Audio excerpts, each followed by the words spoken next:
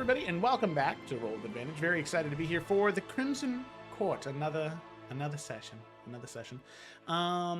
Just as a quick heads up, there is no Kayla here today. She is off enjoying the beautiful parts of the U.S., so she's having fun where she's at. I'm not going to dox her.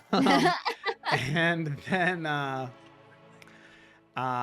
also, just as a quick heads up, I am having what looks to be maybe some internet issues. I'm not super sure.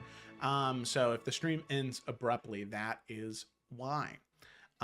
So without further ado, let's go ahead and dive into the session. So as is tradition here on Roll with Advantage, Ryan, you have been doing the summary for the Crimson Court, so go ahead and take it away. All right. Act 1, Chapter 21. Too Good to Be True. The next event of the Sentinels Festival begins. While many amazing moves and strategies are displayed, ultimately there are only 3 winners: Garrett, Thalia, and Astarius. After the tournament, Kaelin sends some tea to help Bjorn recover and wish him well before visiting Merrick in the Rookery. She checks in on him after the events of the past 2 days, but Merrick seems unwilling to delve too deeply, seemingly focused on the curse that has been placed upon him. Kaelin also tries to get him to warm up to the idea that everyone has secrets, another idea that Merrick simply cannot accept. She departs, hoping that he will understand one day. Via goes to visit Xanthi, speaking to her and requesting to find a way to speak to Thalia, as she wishes to learn more about the Republic that she hails from. Xanthi agrees to find a way to interview each contestant while the others are around, but also acknowledges that Thalia should come to the family dinner tonight with the other emissaries, giving them another chance to speak. The dinner is eventually served, and there is much discussion around the Republic, mainly reports that everything there seems almost too perfect. During the dinner, Thalia also shoots many glances and strange looks over at Talon, though her reasons for being so curious about the king remain unknown. Via speaks with her uncle later that night in private and learns more about her mother, mainly about how she set out in order to find a purpose for herself. She returned home after having her first vision, believing that her abilities were needed to help her homeland. The next morning, the heirs discuss how to deal with Davian. While some believe they should just kill him, others suggest following the route of investigating House Thrin and seeing what they can uncover. Edwin agrees to go public with his marriage and along with Freya, though only if he can receive Astrid's approval. Edwin finds Astrid and the two speak. Astrid admits to being hurt, but comes to an agreement with Edwin that they can make their marriage public during the tournament. She admits that she has never been ashamed of their love and agrees to stand with him through this ordeal. The next day, the heirs meet with Talon and Davian once again, learning information about some of the other contestants. The most telling thing, though, was Bjorn supposedly traveled with several other companions while escorting Kaelin to the capital, though she seems to have no memory of this. After Davian's departure, Talon opens up that Thalia might have some sort of a grudge against him. He thought that he had a good relationship with her master, but her behavior makes her think that maybe her master was someone that he wronged in some way. Talon seems to be deep in thought, proclaiming his love for each of his children, ensuring that he would never change anything about any of them. After the heirs depart, he speaks to himself, hoping deep in his heart that his children know how much he cares for them. Meanwhile, something begins to stir back at the capital. Exactly. Thank you so much, Brian. So, with that, the events that happen at the Capitol, they transpire. But we'll get into what else is happening in the Capitol at the end of this session. So that does bring us back to Sea Haven, and specifically the outskirts of Sea Haven, to a sort of clearing in the forest where stone has been laid and these pillars have been erected, various trunks of tree and stone with chains and ropes interconnecting them. A trial of agility.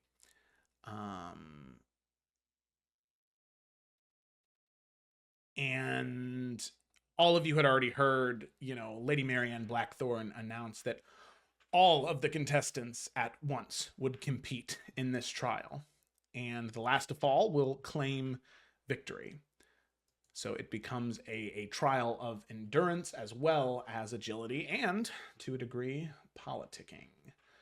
So with that, let's go ahead and move into trial 4, where I have already rolled initiative for the 7 contestants. This is just easier to do this with all 7 if they are in some type of order. Boop.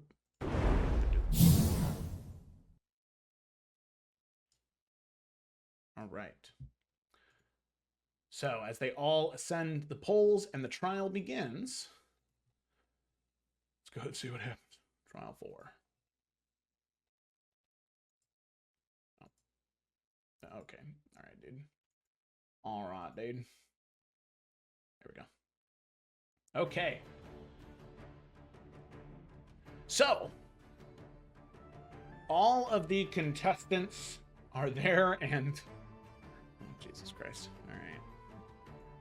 Don't worry, guys. I got it. So we have our next trial. So, first up we have Astarius, who obviously is going to have no problem keeping their balance on these poles. So Astarius is going to take a defensive stance, and they are just going to dodge, staying right where they are as the trial starts. Then we will move on to Seraphina. Yeah, she is going to... This trial is not nearly as difficult for somebody who does have a set of wings that they can conjure, that's for sure. So she's going to sprout the wings, and she is going to use it not to fly, but to sort of create this kind of like gliding ease from pole to pole to prevent her from, you know, really having to worry about keeping her balance too much, using the wings to sort of stabilize her. She is going to move over to Astarius just because he has made so many of the succeeded in so many of these trials so far. So how this is going to work is, instead of like, you know, making strength checks or whatever to throw them down, it's just going to be a basic weapon attack. And then once somebody is hit 3 times, regardless of who they're hit by, they'll be knocked off and knocked down and out of the running. So Seraphina is going to move over, and she's going to make her attack against Astarius here. And that's with disadvantage. So yeah, the first spear thrust from Seraphina is going to jab, and one of the large astral arms is just going to deflect it, as that is a miss. Brenna is going to sort of like squat down on her pole, as she is just going to take out this crossbow, and she is going to use these sort of like blunted bolts.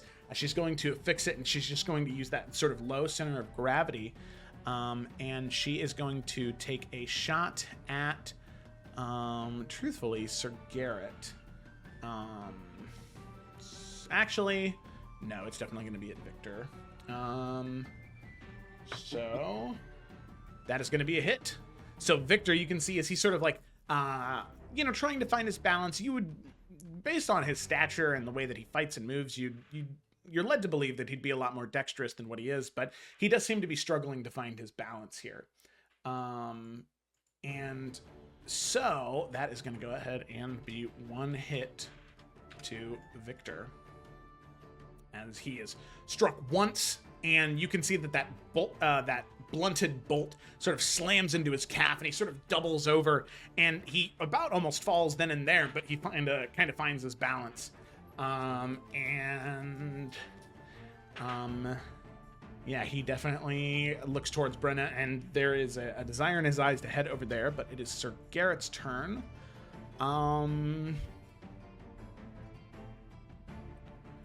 Garrett is going to also move over to Astarius, recognizing him as sort of the paramount threat in this moment. So Garrett is going to go ahead and make his attack. That would hit, but is with disadvantage, so that will not hit. He sort of makes a shield bash towards Astarius, but you can see that the astral arms just sort of grip onto it and fling it away, as Sir Garrett is unable to land his blow. Thalia here.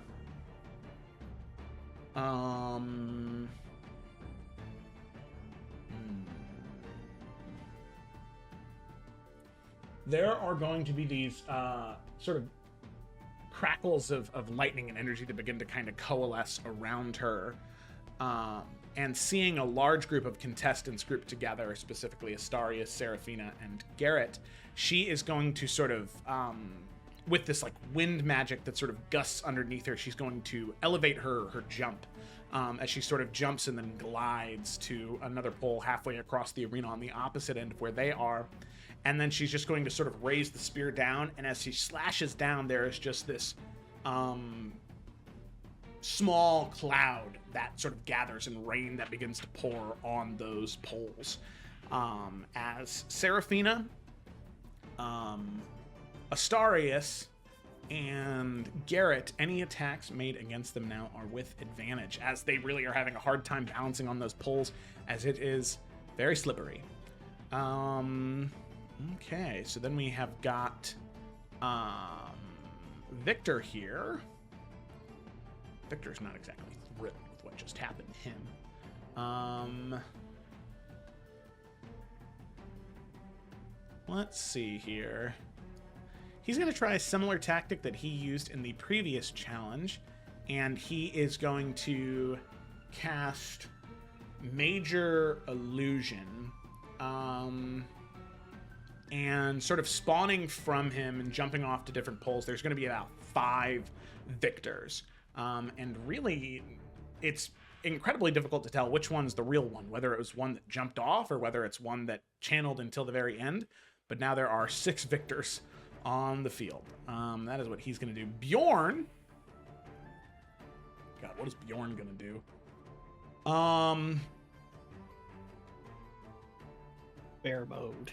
Yeah, he is going to, actually.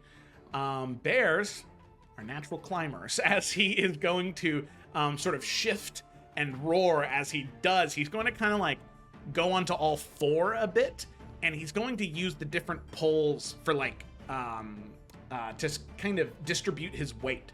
So that way he's not like, at least when he's moving, because he's so large, he's not like putting all of his weight on one and having to literally be like a bear in a circus balancing. He's going to try and evenly, almost like he's rock climbing, but on a flat surface instead of a vertical surface. It's a little weird, but that's okay. The whole thing is a little weird. So he is going to begin moving, and he is going to recognize that if she's not dealt with, Brenna could eliminate most people just by staying where she's at. But Thalia does have an advantage in being able to jump so gracefully. He is going to move towards Thalia, and he's going to make attempt to strike at her. So he like is crawling over, and then eventually he'll sort of like split his balance between 2, and he's going to raise up that massive bared claw and strike not at Thalia, but at the underneath her feet at the pole that she's standing on, and attempt to like knock her loose and knock her down. That is going to be a hit. So you can see, boom, as the bear claw slams into his actual hand, not a pastry. Bear claw slams into the pole. You can see it reverberate and shake from the massive amount of force behind the power of the slam. And you can see that she almost like kind of trips and falls backwards, but in that last moment pushes herself off and uses that sort of gliding jump to land a few logs away. All right. We move back up to the top of the initiative. Astarius can see that it is wet and that it is raining and recognizes that is bad. So he is going to take the disengage action, and he's going to move out of the rain. He's going to move towards the center, beginning to head towards Brenna. You can see that Seraphina and Garrett both make strikes at him, but sadly no purchase lands. Yes, he just moves out. It is then Seraphina's turn. She is going to not chase after Astarius, but attempt to capitalize on Sir Garrett. Make an attack against him with advantage. That is going to hit as she sort of slams the haft of the spear into Sir Garrett's leg. He's unable to block it, and he's unable to like almost jump rope with the spear haft. So it slams into his calf. He sort of grips, and he begins to slip and fall. As he does, he sort of reaches out and his fingertips grab the pole right next door, and he pulls himself back up and catches his breath, as that was a very near fall on his part. Then we have Brenna. Brenna's going to take another shot at, let's see. Victor would be with disadvantage because the copies. She's going to shoot at Thalia, actually.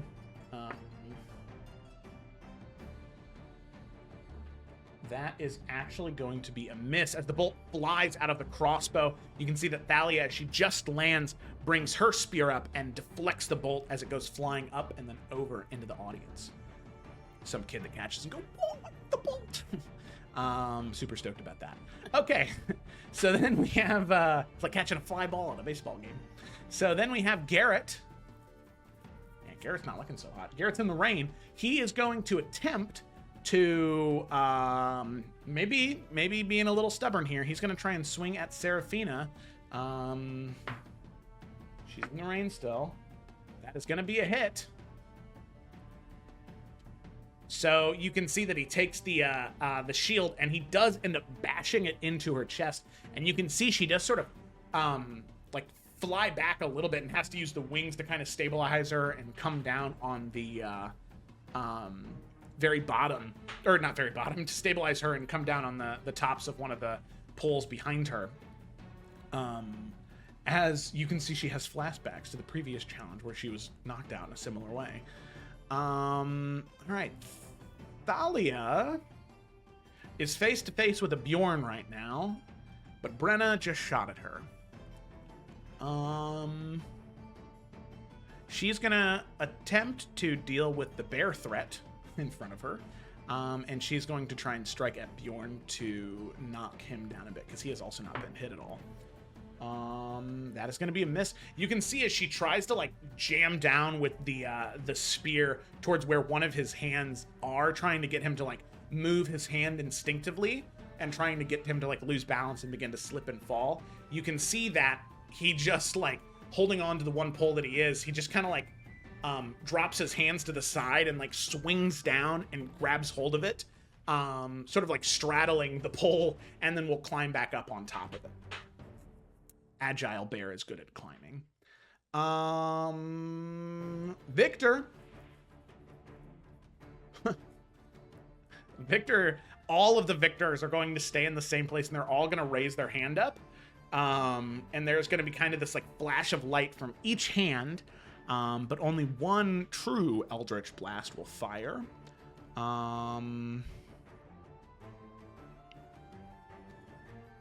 Who's this one coming at? Brenna did shoot him first. But nobody is... Yeah, he'll just go ahead and... Well... No, you know what? He's going to shoot... He's going to shoot Seraphina. There's some about what she said at dinner still bugging him. So he is going to roll, and that's going to be a miss. The Eldritch Blast is going to... Oh, it's with advantage, though, because she's in the water. That is still going to miss. As the Eldritch Blast fires off in that direction, it just flies wide and slams into one of the poles behind her. You can see Seraphina sort of looks over and narrows her eyes, wanting to head over there. Bjorn is going to continue to pursue Thalia. He is going to... Oh, man. This is such a weird mental picture. He's going to, like...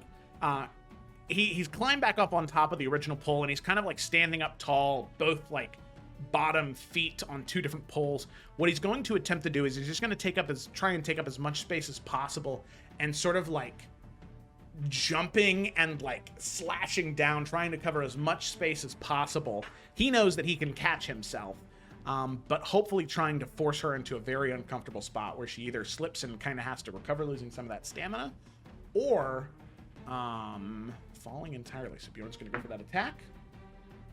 Okay. All right, that is going to be a hit. So, against Thalia, that is a second hit. Thalia only needs to be hit one more time in order to be eliminated. And with that, it comes up to Astarius' turn. He moved out, and seeing Thalia in this precarious position, having just like Bjorn having slammed down, and as it happened, he ended up like slamming his own chest into like 3, 4, 5 different pulls, but really blocking off most of Thalia's safe escape routes, where she ended up needing to sort of vault over, where Bjorn could kind of like swipe at her leg, kind of knocking her balance off. And instead of landing flat on her feet, she ended up like hitting her side on the top of one of the poles, and then having to grab it with the side of her arm and use her spear as kind of like a footrest for a moment to let her catch her breath. And as she's just getting back up, Astarius moves over, and he's going to attempt to knock her off. That's cocked. And that is going to be a hit. As she just barely gets up and catches her breath, Astarius, with a 1-2 punch, is going to grab her arm and then sort of like punch up into her stomach.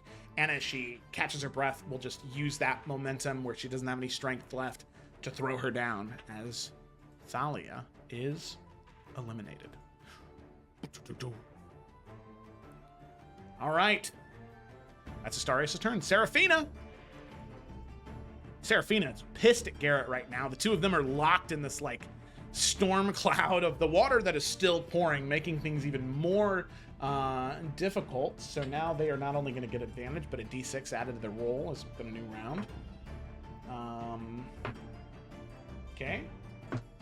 And with the d6, that is going to be a hit against Garrett, as he only has 1 hit remaining, as she is able to sort of like, instead of using her own weapon, she ends up jumping up and uses the wings to create this huge gust of air in front of her that Garrett tries to throw up his shield thinking there's a strike happening, but ends up making himself a much larger, flatter mass. So as that wind hits him, it makes it even easier for her to kind of like push him back, as he ends up slipping off of the log he was standing on, and like tries to do this like 180 to grab hold of the pole behind him. As he does, his sword falls from his hand, but he's just barely able to catch the pole and climb his way back up.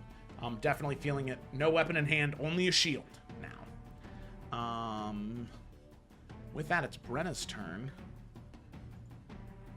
She sees Garrett rough, but she is not going to capitalize on it. Bjorn has not been hit at all, and neither has Astarius. And Astarius just eliminated somebody. She's going to attempt to strike at Astarius, because if he's not, that is a natural 20. So the bolt sort of slams into the back, the small of Astarius' back, and you see he kind of lets out this like pained cry for a moment as he is hit pretty intensely. And you can see the momentum almost knocks him over as he has finally been hit. Okay. All right. It is Garrett's turn now. There's nobody Garrett could take out. You know what? He's going for Seraphina. They're just locked in it now, just the two of them. You almost knocked me off. Well, I'm gonna try and knock you off. As he is going to just run and jump, and he's going to attempt to take the shield and kind of like slam into her and like grapple her by like the wings and try and wrestle her off, robbing that sort of advantage she has. That is another natural 20. That's crazy. With advantage. So yeah, that is going to be a loss for Seraphina, as she is also at 1 more hit now, as like her and Garrett are like grappled together, like he's held on to her wings at this point. His shield is just like fallen off to the wayside. Her spear has dropped onto the ground. And you can see that 2 of them are just wrestling in midair as she's about ready to collapse and he's about ready to slide off. And with that, it is Victor's turn. Victor sees an opportunity here. Victor is going to break from his illusory duplicates, as the real him is going to move over towards the where Seraphina and Garrett are, and he is going to cast Thunderwave, hitting both of them. And actually kind of hurting both of them a fair bit, actually. So that is going to be, I believe, Constitution saving throws. Yep. All right. So that is going to be how much damage? So that's a fair bit of damage at 6th level. 2, 3, 4, 5, 6, 7. That's going to be 78 worth of damage. Ow, ow. Jeez. Okay, Constitution saving throws from both of them. Fail from Seraphina. Fail from Garrett. Yikes. God. Victory, but at what cost? All right, 78. Not a foul in this trial. That is going to be 35 points of damage to both of them. As he claps his hands together, there is this detonation of deep red and violet energy sending out in these like cascading waves of this hellish magic emanating from him as both contestants are sent flying out of the ring, slamming into the ground. Both of them obviously nowhere near unconscious necessarily, but the stamina sapped from them as Garrett just kind of like rolls over into the dirt as Seraphina and Garrett have been eliminated. Ooh. All right. Bjorn, obviously, then by the way, the thunderclap was so loud it can be heard within 100 feet, you know. You're familiar with the spell. You've used it before.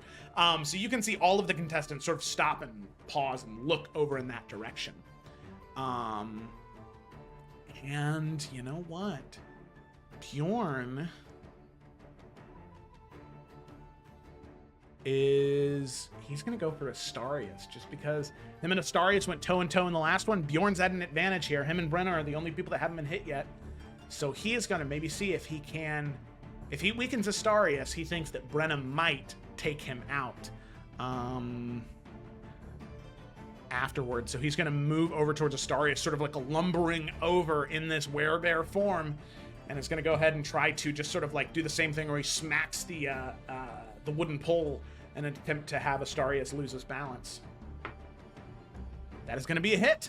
So with boom, whack, the pole reverberates once again. Astarius begins to lose his footing and has to like reach out those astral hands to the two poles next to him to stabilize himself.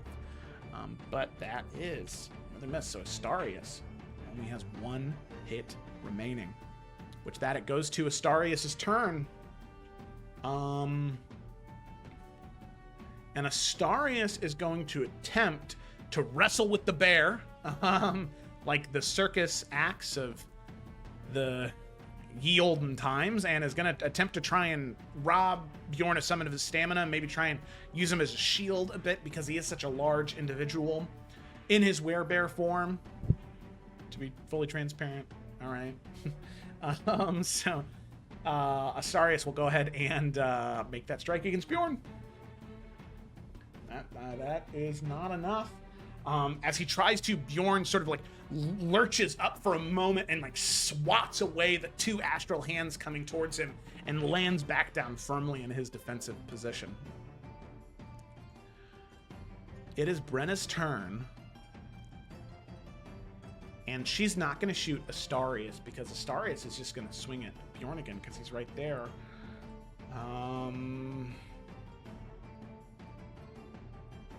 If she loses her advantage now, then...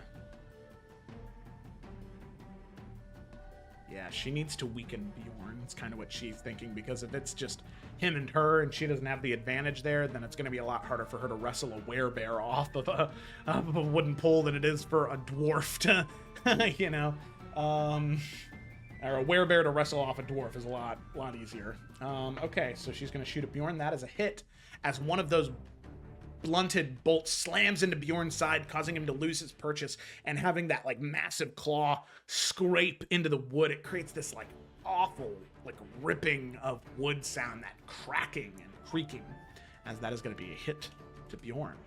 Ooh. Ooh, ooh, ooh. Brenna, unharmed, has not moved from where she started.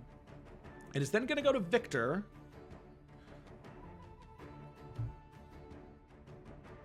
Victor is going to stay where he's at, right outside of the storm, and he's going to go ahead and send an Eldritch Blast off towards Brenna's way as he begins to try and close in the gap. That is going to be a hit as the Eldritch Blast flies out of his palm, slamming into Brenna. You can see that it is the repelling blast, as for a moment it's about to send her back, 15 or 10 feet. But you can see that she, as soon as the blast is coming, she like drops the crossbow and takes an axe off her side and slams it into the wood. And as the burst hits her, you can see that her entire body like flies vertical for a moment as she steels herself and grips onto the axe and comes slamming back down as her stomach slams into the top of the pole, but maintains her footing there. Okay, that's Victor.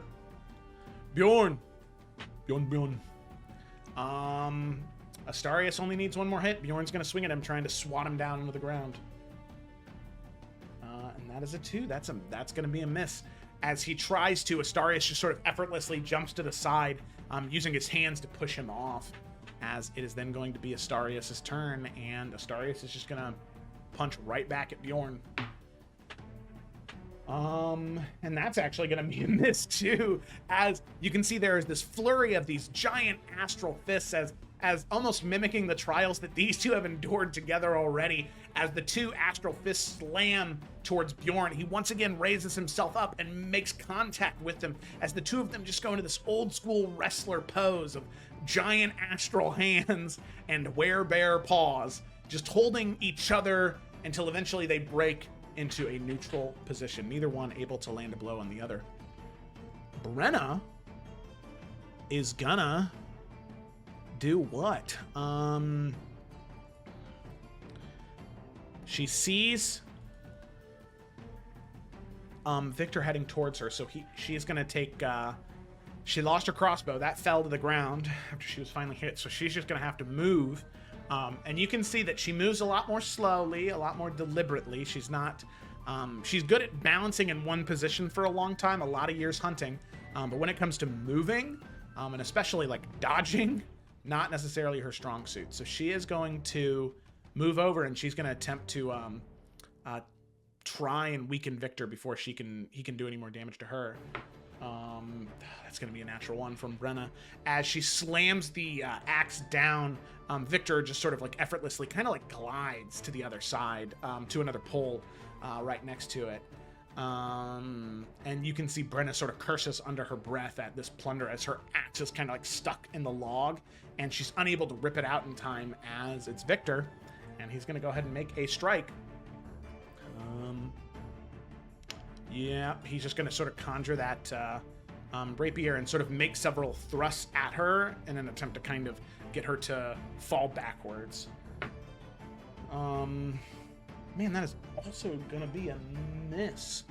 As tries to make the piercing strikes, but you can see Brenna just with these like slow, like swinging dodges is able to dodge out of the way of each one of the pierces. It is then Bjorn's turn.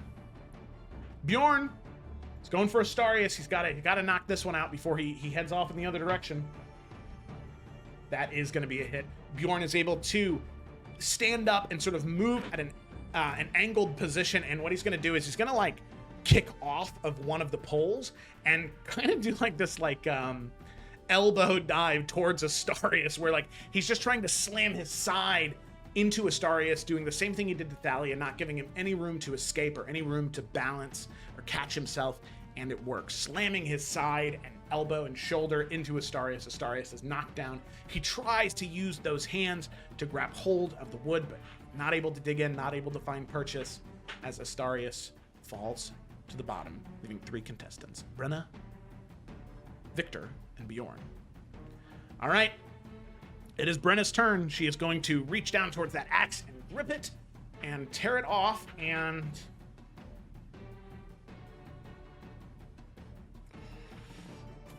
yeah, she has to deal with Victor right now. So she's going to attempt to sort of chop at the log that Victor is standing on to get him to lose his footing and the wood to crack.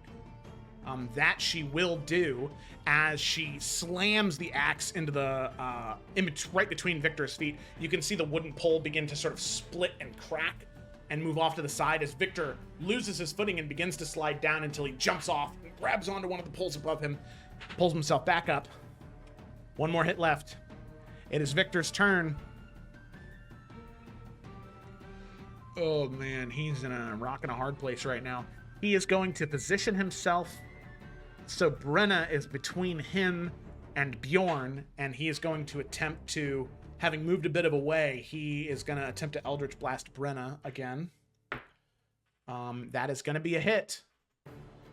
As the repelling blast nearly knocks her over again, this one sending flying off her pole, but she's able to sort of grip onto one that she slams into and slowly climbs her way up. It is then Bjorn's turn. Bjorn is going to move over to Brenna, and he's going to attempt to smack.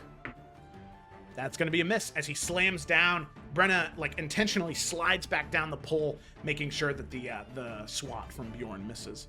It is then Brenna's turn. Brenna is going to climb up, and Victor's too far away, can't hit him, so is going to attempt to wrestle with the bear, and will make a strike with the axe, specifically kind of throwing it where one of Bjorn's paws currently is to maybe get him to lose his balance and fall. That is going to be a hit. Woo! Woo! All right. All three contestants are at one hit left as the axe sort of flings and flies. You can see it slams into the wooden pole. Bjorn loses his footing, and he begins to, like, as he begins to fall, there's so much thrashing from him that all the poles around him begin to kind of wobble, and even a couple begin to, like, crack and fall down as he's able to just find purchase between two that his claws sink into, and he's able to, like, claw his way back up off of the, between the two poles. Oh, it is Victor's turn. And to him, he would rather be trapped with Brenna than Bjorn. So Victor is going to key up another Eldritch Blast, and he's going to attempt to slay Bjorn. Come on. It's going to be a hit. As Bjorn is hit, the Eldritch Blast sends him flying off. The claws he was using to hang there, he flies off, removed from his advantageous position and knocked down to the ground. With that, it is Brenna's turn. Brenna is going to move over to Victor, and is going to attempt to, she didn't have any weapons. She lost her crossbow, lost the axe, so she's just going to attempt to sort of grab onto him and just throw him down. That's going to be a miss. Sort of grabbing onto him, and the two of them begin to wrestle, but Brenna's unable to get her footing right, is unable to shove into him, and Victor is just able to sort of play it off, stay light enough, as you can see as she tries and fails, a smile comes across his face.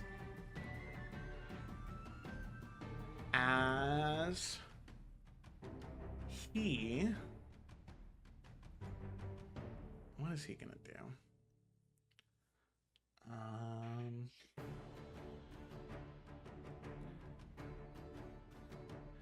Yeah, I think that he is just going to go ahead and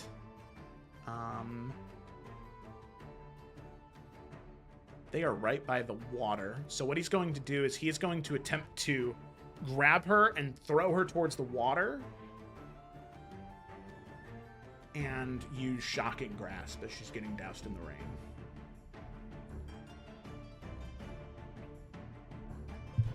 Let us see.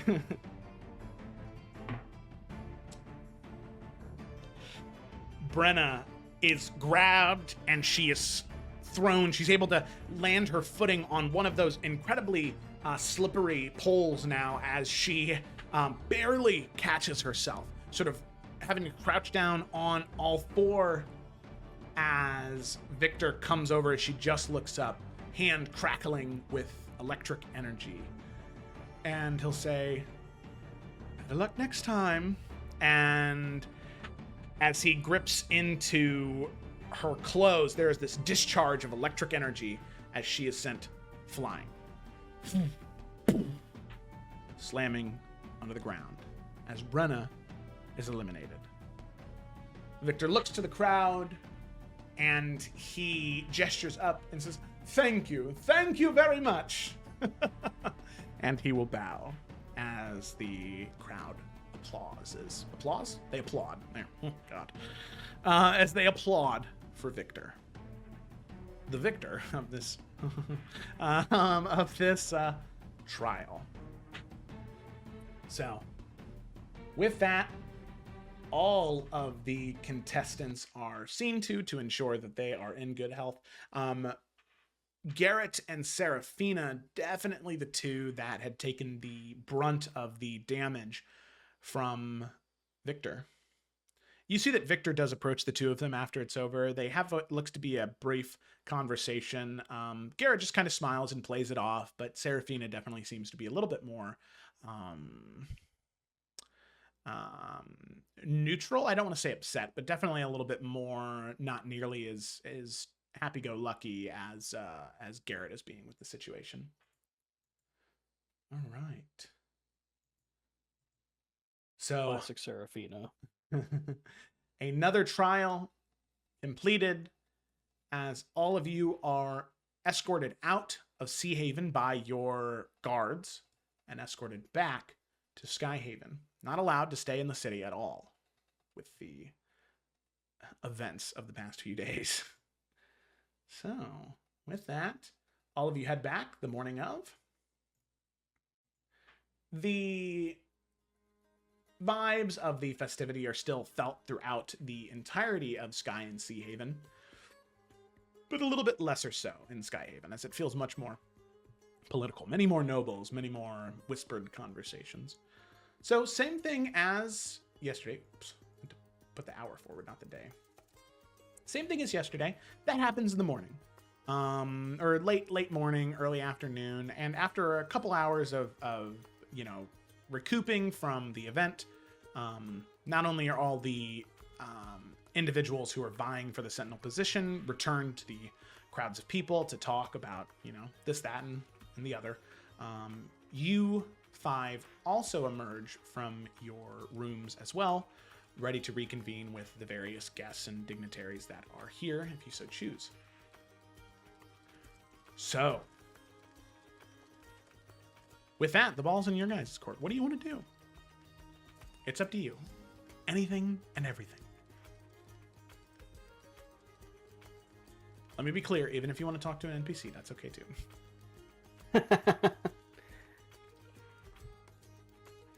I had one thing, but it would be like the last thing done during the day. It would not be a middle of the day. It would be like a right before bed thing. So I currently do not have anything I wish or need to do. Okay. Via doesn't have anything in particular either. Edwin doesn't have anything in particular other than... What time of day did you say it was? Like 1 o'clock? Is this after Davian would be chilling in the thing?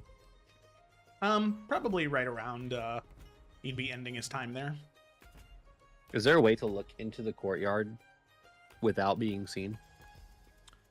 I mean, there's tons Like, of is there, people. like- There's tons of people here now. I mean, there's even lots of people in the, well, Edwin just wants to Yeah. check it out. He wants to see if this is actually true, like what he was told. yeah, Edwin, as you go to investigate, sort of going off from the most of the hubbub of the party, the courtyard is definitely a lot quieter. And as you're sort of walking along the roofed parapet, you can see that in a very back corner near a small pond with a tree growing nearby, that Davian is sitting there by himself, writing something in the journal.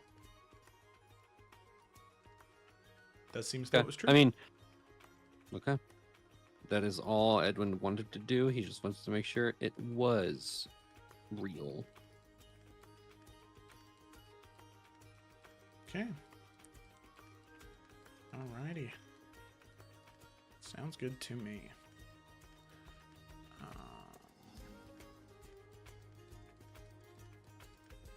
All right. Then Kaylin doesn't have anything. Xanthi, if not, then No. okay. Alrighty, sounds good. So then we will go ahead and move into the later hours of the evening. As Merrick, we cut to you. What do you want to do? I'd have more time, but okay. Merrick is going to go and see Solara at whatever room she's staying in. Okay. Sounds good. Yeah. You can easily find her in the royal quarters, close to all of yours, as she is a royal guest, considering the engagement. But yeah, you're easily able to find her, currently guarded by 2 Crown Claw Knights that are outside her door. But you can easily knock. Knowing that you're here, she'll instruct the guards to allow you in, and she'll welcome you in with a hug. And he'll give her a hug back.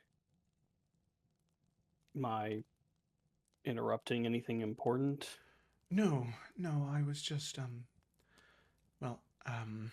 I'll be leaving tomorrow morning, sadly. I was going to come and tell you, today sometime, but the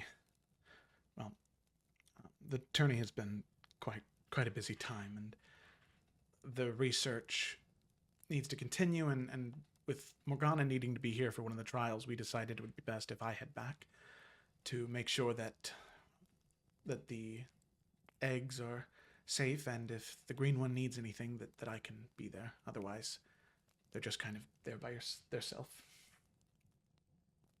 No, it makes some sense. We need to talk about a few things. Mm-hmm. All right. And he'll go take a seat at a table or something, or just wherever one's available. Yeah. First, he will pull out the little box from her mom, and he will slide it over to her. It's from your mother. I saw her in Arkenvale on the way over here. Oh. Good. Hopefully it's... I think I know what it might be. Did she say anything at all about it? Merrick nods. They found it with your uncle. They believe it's from whatever attacked him, or at least could be.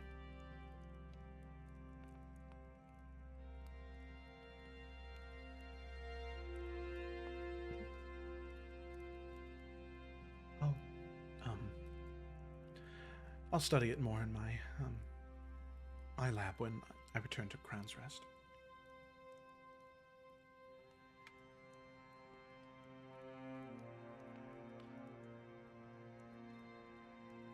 Well, I will just say she can tell that Merrick is like very nervous, not about what they're talking about, but clearly something else he wants to talk to her about.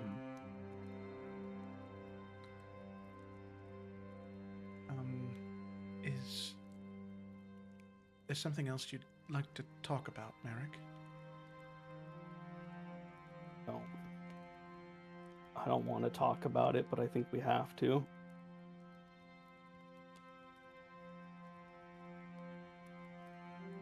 And I don't know what you're going to think or how you're going to feel or what you're going to say.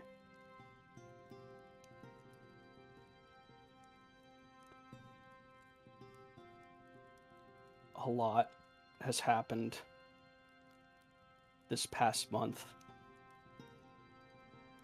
Ever since the formation of the King's Hand, everything's just gone. I can't think of a better word except for insane. And wrong. Awful. there are things that I can't tell you about because they're not mine to tell.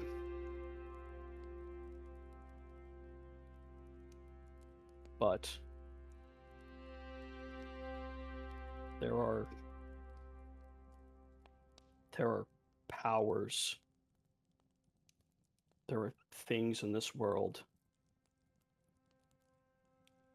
that are a danger to every one of the heirs. All of our safety and our very lives are in jeopardy right now.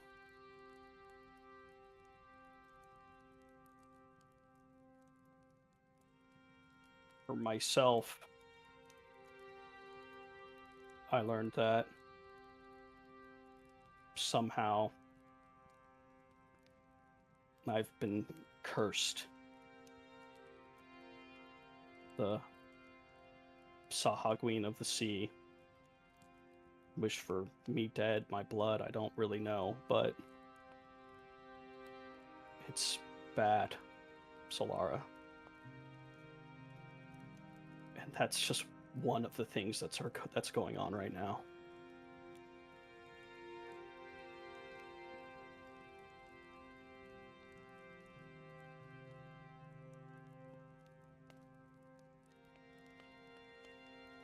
I'm sorry. I want to tell you, but I can't.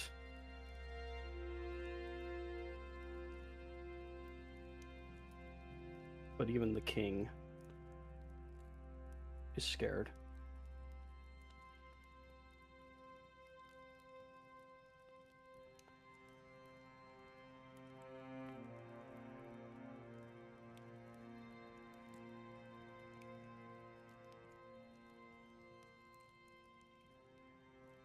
Why I've been thinking lately.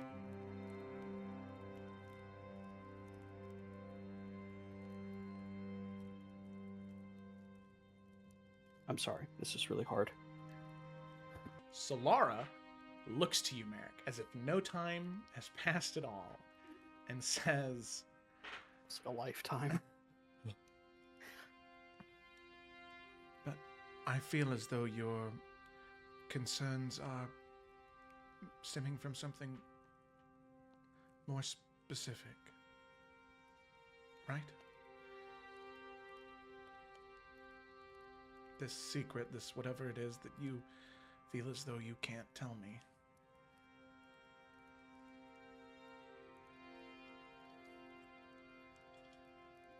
Want to.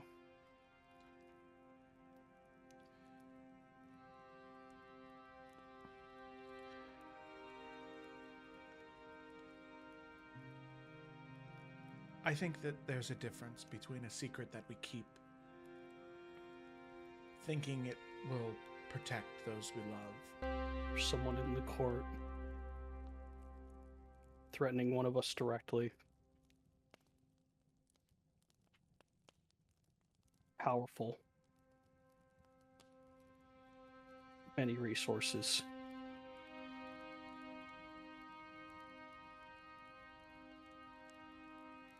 I'm scared that if they can't get what they want from who they're targeting,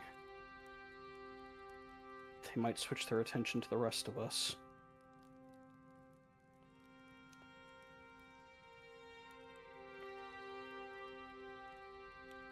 I don't want someone coming after you because of this.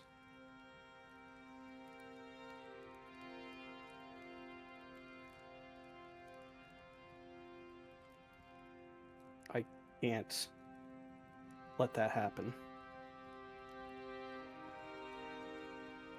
Merrick, before the formation of the King's Hand, there was already going to be people coming after me. You were there when I got word.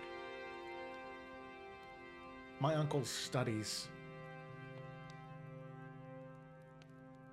There are people out there that don't want that to continue. truth be told, the safest place for me is flanked by Crown Claw Knights at all times. The alternative is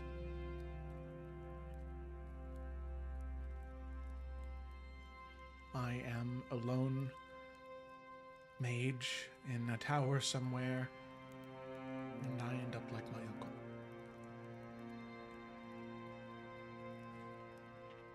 I'm not trying to sound coarse or unfeeling. It's just the reality of the situation.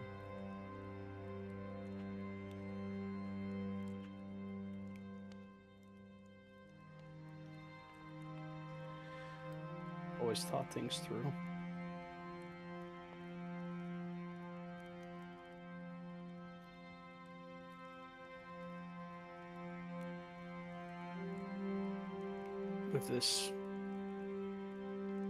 With the reveal of these eggs and these dragons,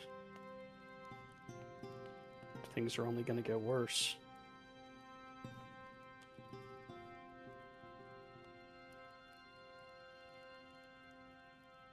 The way that I see it is that making sure that these dragons are taken care of and that they're protected and that they're understood is the most important thing I could be doing with my life right now.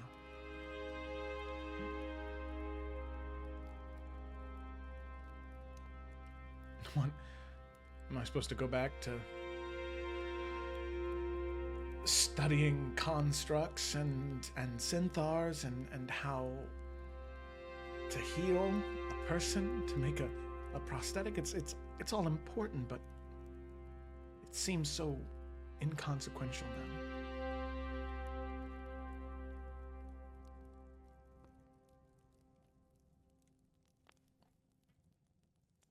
You mean that, or is she putting on a brave face? Make an insight check.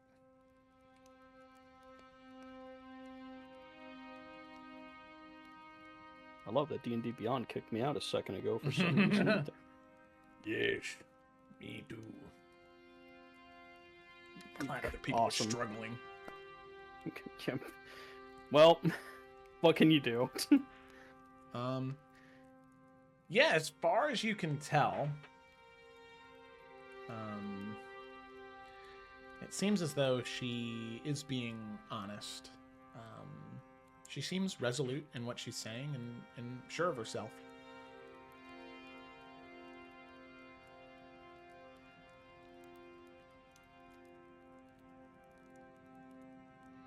I need you.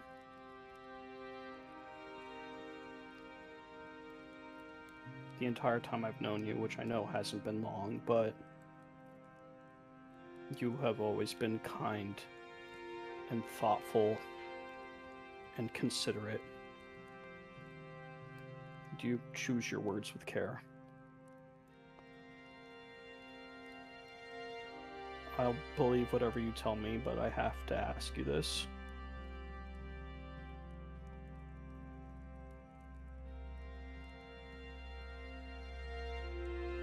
Do you still want to marry me?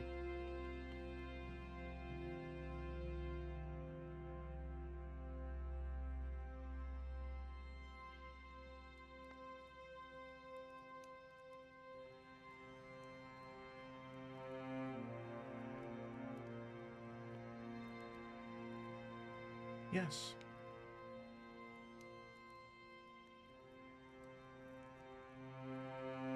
I do care for you a great deal, Merrick.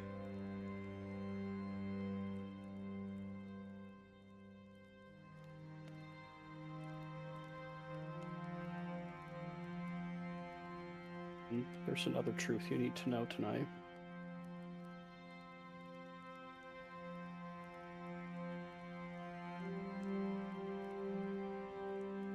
Ever since I was young, as long as I could remember,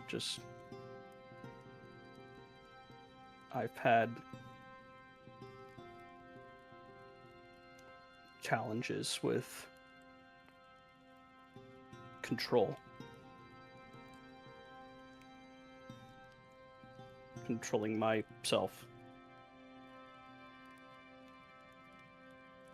Just felt like no matter what happened, there was always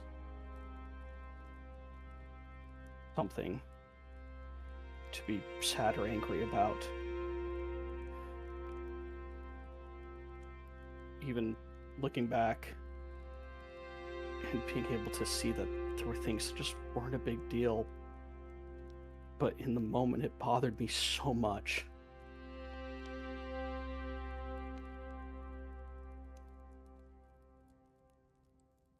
And despite all the training and all the teachers and all the lessons that I've had, I still cannot control that part of myself. Ever since the formation of the King's Hand, I have just been angry and sad and lonely. Been told all these problems and challenges, and it just feels like the world is on fire. I'm the only one that's choking on the smoke.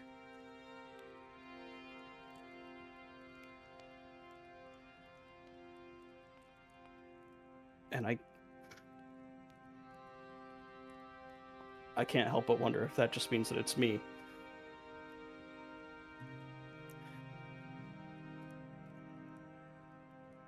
I'm not proud of the things that I've been feeling lately. And I wish I could tell you more.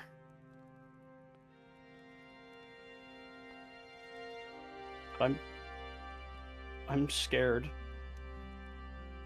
that I'm gonna be the type of spouse that my parents were to each other.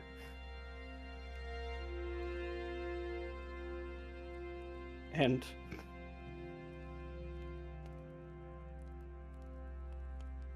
I would just never forgive myself if this burning that is around me all the time is the reason that your light dims it all.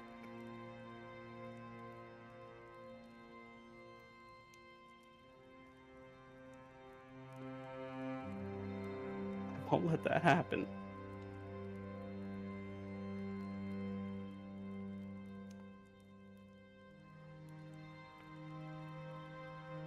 I just don't know what to do. It's been there my whole life. No matter how hard I try to move on or forgive and forget, it's always there. And I just don't understand why I can't do it.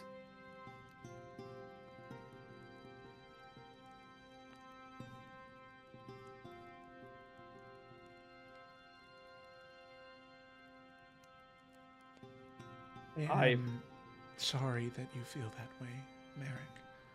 That you have all of this pressure and pain and fire, like you said.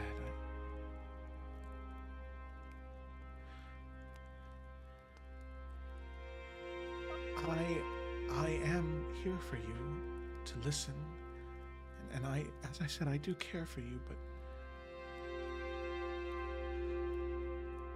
I don't think that's something that I can fix.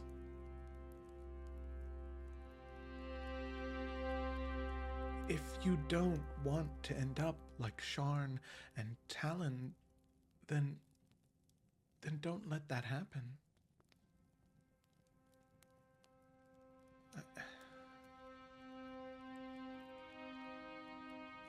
No one knows the full truth as to why they ended up the way that they did, and in all reality, there were most likely so many extenuating circumstances that pulled those two apart. I severely doubt that their disagreements about how you should have been raised is what did it. What I can tell you is that I am definitely no Sharn. And I am not Talon either.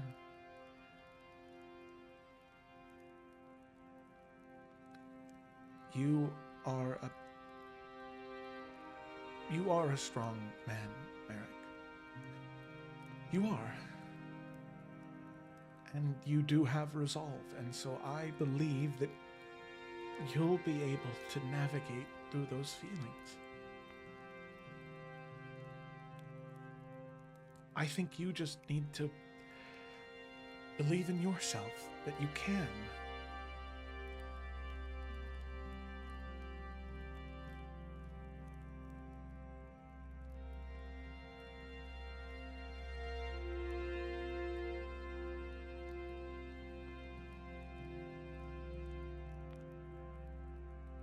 I know you can't take this away from me.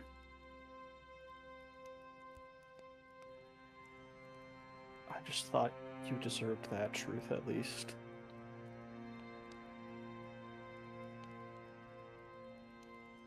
I'm trying. I wish you could understand how hard it is. But I hope you never understand how hard this is.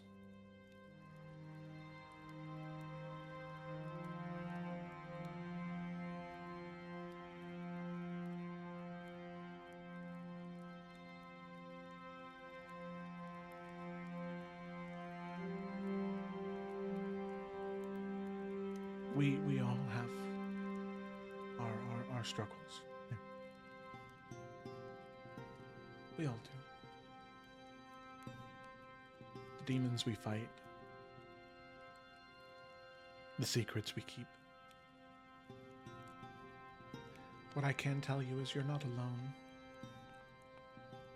And the feelings you're feeling, and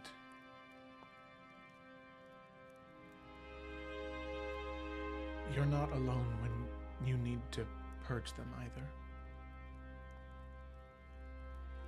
Even if I don't know what you're going through exactly, specifically, I'm still here for you. And I at least know that the majority of your siblings would be too. But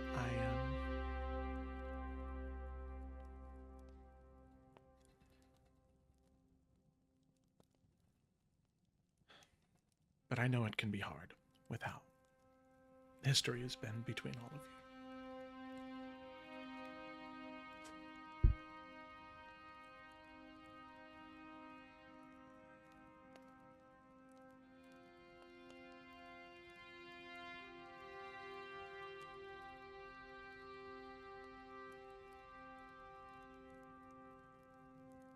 I'm sorry. You don't need to apologize, Merrick. You don't. I'm glad you shared that. I'm glad that you felt like you could be honest with me.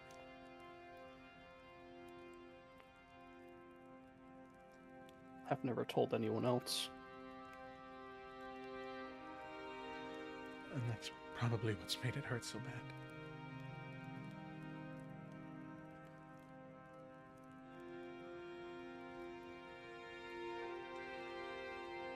Nothing can grow if it's cloistered inside, kept away.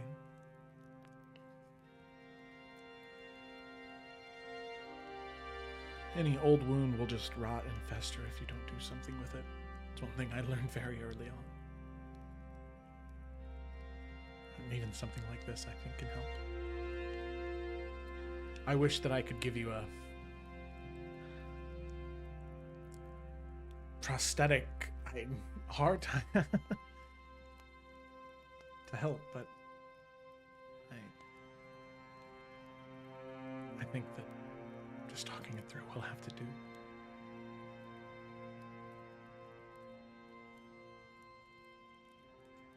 He'll reach out for her hand. Yep, she'll take it.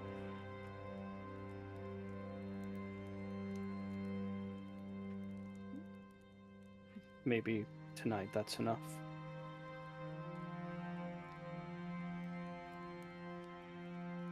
It's all small steps.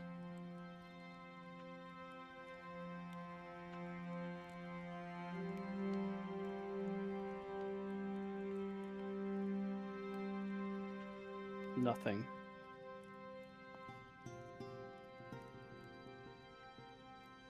I do not care what gets in my way.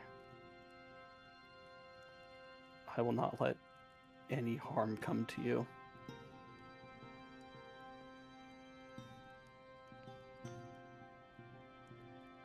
Whatever I'm doing, wherever I am. If you send for me, I will come. Without delay.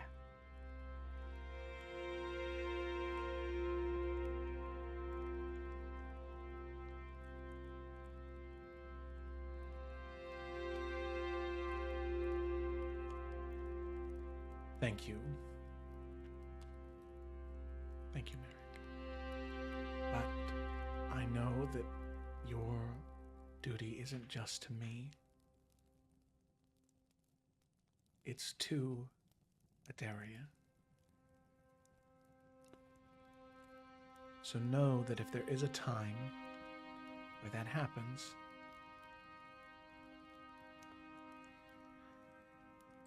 know that I won't hold it against you.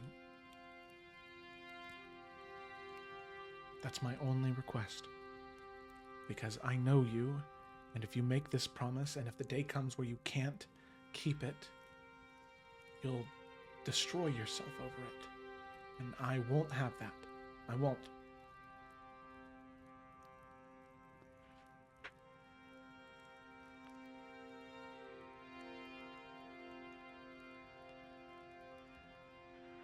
Suppose that's a fair compromise. All right. And I won't hesitate to reach out if I do need help.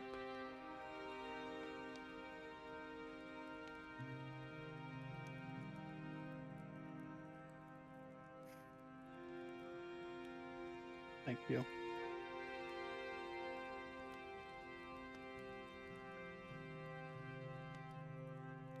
You're welcome.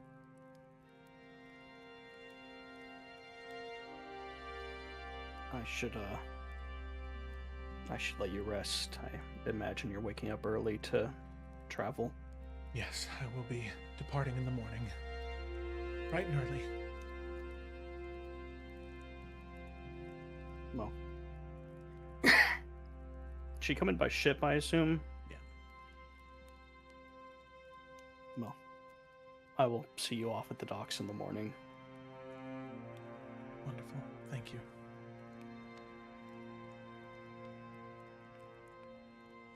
And he will depart at that point.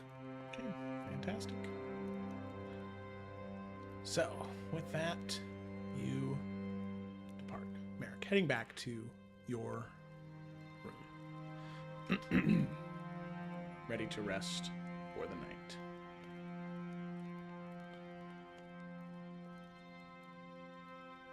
Let's see. So, the evening progresses, and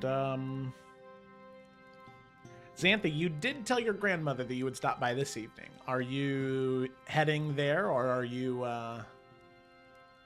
Yeah, no, she will be. But you know, I imagine she's leaving it to be late in the evening. And just kind of like still just like making herself like that carelessly presentable kind of thing, you know. Trying to like show herself off as much as she can without making it obvious that she's trying, because she's not trying, because she doesn't care. But yeah, she will though, before she does pop on over. She's still like kept it around her neck this whole time, but she's going to take that vial of ink and she's going to tuck it in a drawer very, very safe with another necklace she received from a certain Kaelin. And then she is going to head off to Lady Astralor, see what up. Alright, see what up? Sounds good to me. So you head to the guest wing, especially for those lords and ladies paramount, and you approach the various connected dorms for that of House Astralor. You can see that the several blades of Andoria, the sort of like royal guard of House Astralor, stand at her, the Lady Paramount Astralor's room. And they see you approach, and one of them heads into the door, and then we'll head back out and say, "The Lady Paramount will see you." And we'll open the door for you to walk in, Xanthi. Yeah, she'll go straight in. Okay. Like barely acknowledging the guard that was opening it for her. Of course. So as you go in, you can see that there is all of the Lords and Lady Paramounts have rather lavish rooms. Most of them are like 2 or 3 rooms, truth be told, that are kind of interconnected spaces where they have like a bedroom, a small like private dining area, and then even like a small sitting room where they can greet guests and speak with them. And you step into that sitting room. Several small braziers are lit in it, casting these dancing shadows all across the room. And Lady Paramount Valora Astralor sits in this high-backed chair, and you can see that even though it's late in the afternoon, even though she is definitely dressed down a bit, not wearing the normal regalia that she typically wears, even though it looks like she's about ready to go to sleep, I mean, she still looks so incredibly put together effortlessly. So even in her old age, you can see that there is some small, well, not small, on the table in front of her, there is a case, and there's currently a midnight blue silk wrapping tied down with a silver cord. She says, "Ah, Xanthi, my dear, dear granddaughter, come, sit. The festival, my dear, has been remarkable. As I hear, it's been your organization, your efforts. You led this event, right?" I believe I did have to remind you last time. It's Princess Xanthi Falcrest to you. I don't know why you insist on referring to me otherwise.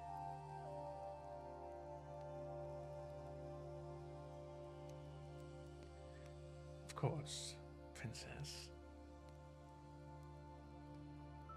But, of course, it's always been more in my wheelhouse compared to my siblings to arrange such things, so... Well... I would hate to take credit for all of it, but it was much of my planning, yes. Very much befitting of someone destined for greatness, I would say. Naturally. But you are not here for simple, small talk, I imagine. No. No, I am not.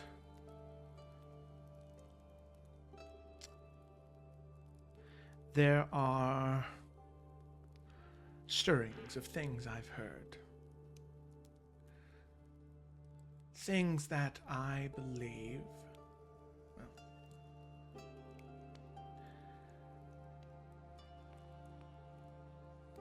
will lead the King's Hand into potentially dangerous circumstances.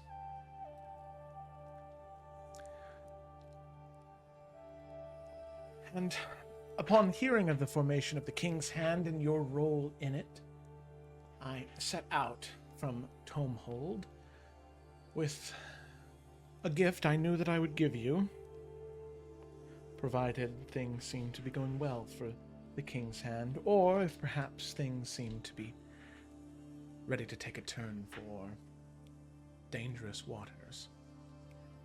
And that I think they are.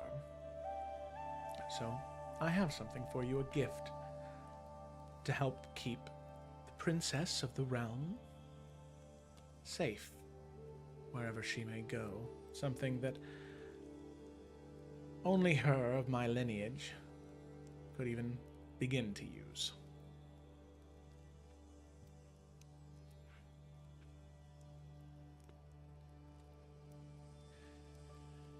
There's just like a long pause from Xanthi as she's just kind of watching Valora.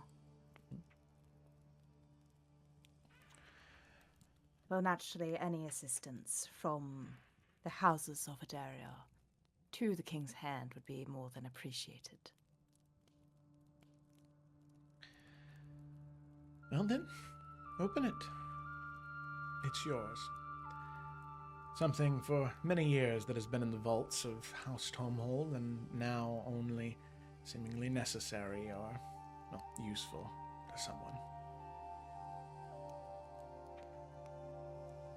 And she'll kind of approach the blocks, but before she opens it, she'll just look back up. What exactly have you been hearing? You say that you've heard about dangers. Surely that is information that you should pass on. It was. It is why I wanted to meet with you, to give you this gift and to give you the information that I have. It's only whispers, stirrings. I'm not entirely sure on how concrete it is. But across the various rivers and mountain passes between the lands of Adaria and that of Solele,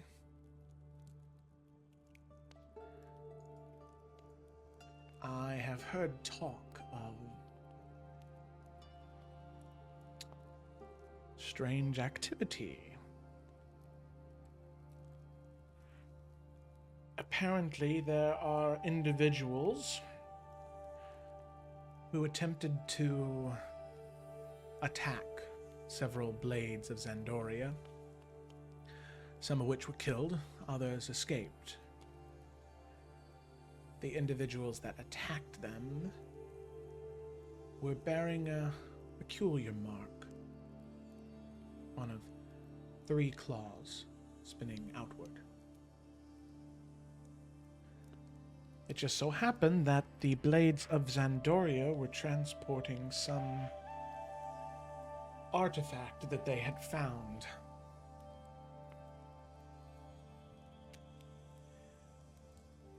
Something that I had spent many years trying to find, given its great value and danger. Early on in my life, there was several adventures I went on.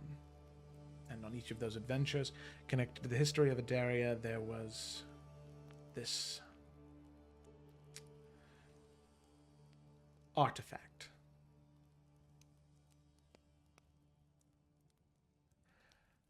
An orb of domination, attuned to draconic souls. Should an individual of enough power be able to attune to it, and should they be able to restrain a dragon, they could fully dominate it. The Blades of Zandoria that survived said that it was taken from them. Now, I have no way to validate if they truthfully found it, or if it was some type of fragment or shard or other variations of these orbs of domination. There are many that were made by the necromancers of Varago long ago, before the falling of their great necropolis. But nonetheless, something that I received word on, not last night, but the day before. But you were busy last night, so I understand. It is in Solele, in a small village named by the name of Chateau Beauregard, is where they were attacked. Perhaps this right here will help you should you be accosted by the same thieves, if the King's Hand deems it necessary to investigate. And if I may ask, why exactly do you believe that this orb will be of importance to us? There have been no dragons in Adaria for centuries. When you live as long as I do, something is only gone for so long before eventually it crops its head back up. Adaria is long overdue for dragons, Xanthi. Long, long, long overdue. And Adaria also has many, many, many enemies. And as far as I am aware, there is only one dragon-slaying weapon left in Adaria. And that rests firmly on the king's waist. So, does it seem like this is a thing of her general wisdom, or is this she knows something else that she's not sharing? Make an insight check. Because, we already know there's been a leak in information, not pointing fingers. 18. Locked in. Yeah, Xanthi, you can definitely tell that it does seem as though she is being honest, but there is a little bit more. But your grandmother has always had a fair bit of mystique to her, so I would say you're sure there's something more, but you're not sure if that's something like intentionally, like, I'm hiding this from you, or, you know, if she's just some old lady keeping secrets, you know, like a lot of old ladies do. But there is something else there. You can definitely pick up on that. If you do have any more information that you have picked up, Lady Paramount Astralor, it would be important for you to share it with at least the King's Hand. I'd be concerned for House Astralor if it was to come out that you were holding anything that could have been useful if there are potential dangers as you speak. Well, as I said, as far as I know, there is a chance it might not even be that artifact. But truthfully, Princess, there is nothing more I know. I've shared with you everything as it relates to that artifact and that mission that I know. And can you say the same for the nature of dragons in Adaria? Well, I think that It's a simple question, I believe, isn't it? it is. It is. I think that it is hard to ignore that there is some stirring of dragons in Adaria, considering what happened to your uncle, Xanthi. Attacked by ambush drakes, that all of you fought back. And then he himself returns to Crown's Rest alone, bearing a very similar mark, I hear, to the ones that were being worn by the Blades of Zandoria. I had hoped I need not spell that out, but if you needed the assistance, I was happy to provide it to you. Well, Drake is hardly a dragon, and Colt is hardly one either. Yes. Well, perhaps it is just a drizzle, nothing more. Or perhaps it's a crack in a dam. A small leak at first. But it could grow into something more. There's no way to know unless it's investigated further. Which is why I believed it was pertinent for me to share it with the King's Hand as soon as I could, but the King's Hand had other business to attend to.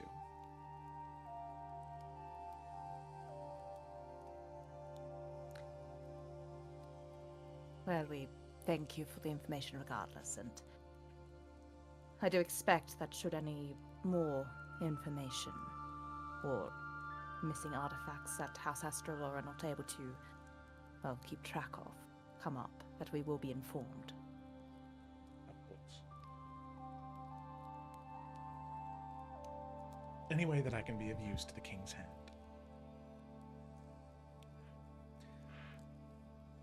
And if there's no further business, then I shall take my leave, Lady Oh. Paramount.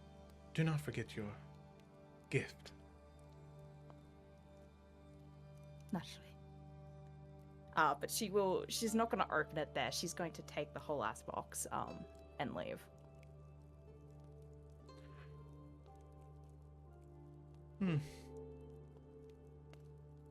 And you would rob me of seeing the joy on your face when you open it?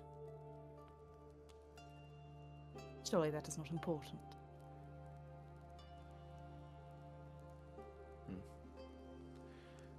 One day, Princess Xanthi, I believe that you will be a very kind and very caring grandmother to your grandchildren. I can feel that already. Take your leave. Please enjoy the rest of your evening. As I hope you do too. And yeah, she walking out. Taking this back straight to her room. She shall open it there. Yep. You head back to your room. Set it on the desk. You undo the silver cord and remove the silk wrapping, and then unlock the case. Now you can see that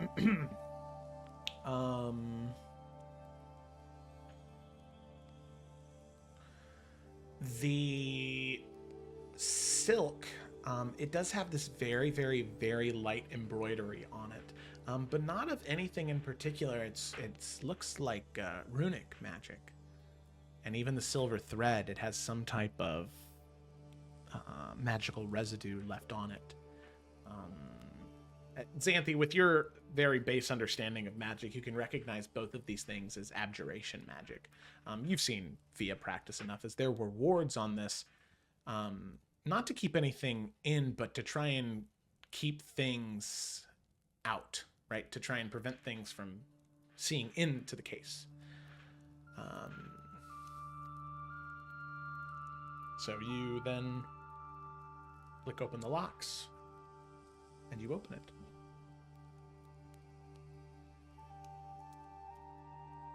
So, what you see, Xanthi, is this beautiful, beautiful, beautiful golden bident. Like I said, seemingly forged from this brilliant gold. Two curved prongs, almost like these very proud antlers. Each of them set at the very base with these brilliant sapphires that, almost with the torchlight around the room, sort of blazing with this blue flame. You can see there's this intricate metalwork all along the haft that depict interweaving vines and different geometric patterns, and there is Elvish script on it as well. Down the shaft in this hair-thin line of silver inlay. And you can tell that this is old, old, old, but it does not have a speck of dust or a scratch on it. Does Xanthi know Elvish? Yes, she does. I was about to ask that. Yep. Okay. So, visible along the central shaft, you see the phrase, "To pierce the shadow breath, great death, secret of fire."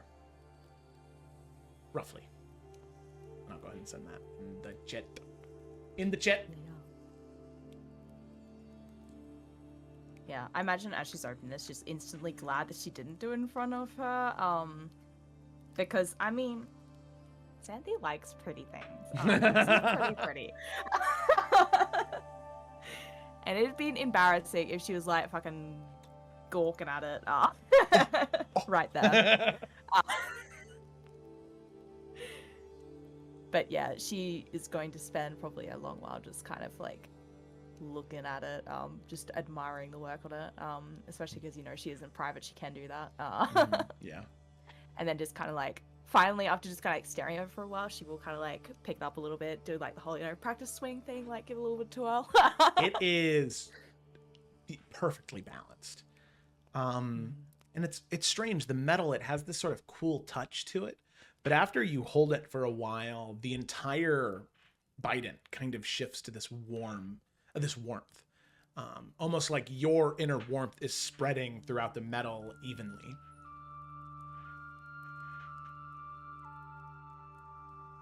Okay.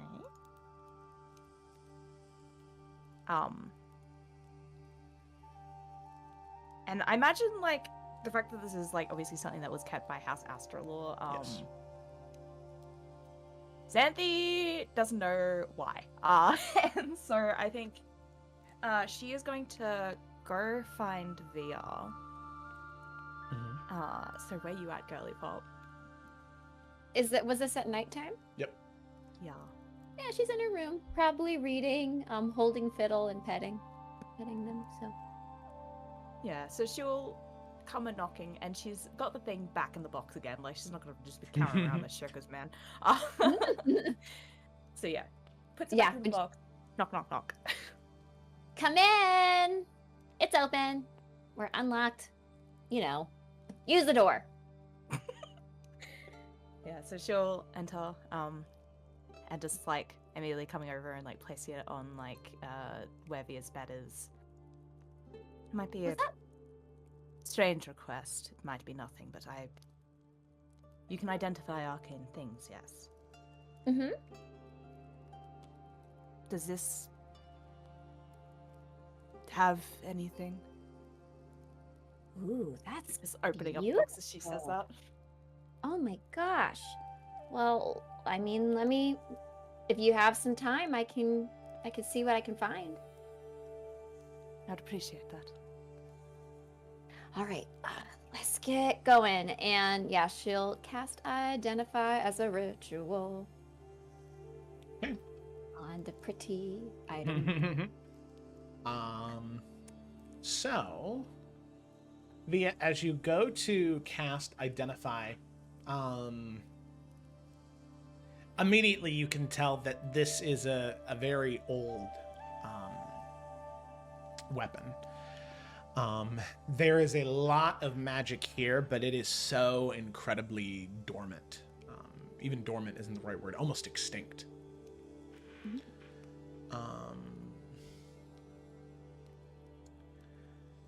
As you finish casting the spell and eventually come to your conclusion on the item,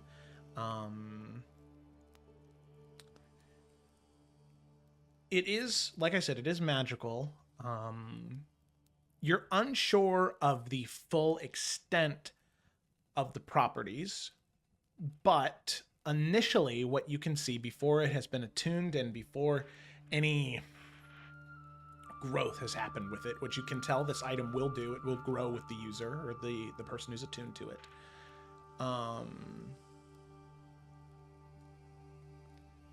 The Biden itself is a magic weapon, so it does have a +1 to attacks. The sapphires in the Biden, they provide magical light in a 5-foot radius, very dim 5-foot radius.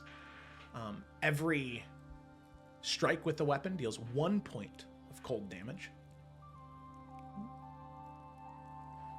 While attuned and holding this weapon, you can understand all dialects of Infernal, and you have advantage on any type of religion check related to devils and the 9 hells. Ooh. And the final thing is this weapon cannot be destroyed by any means. It is wholly indestructible.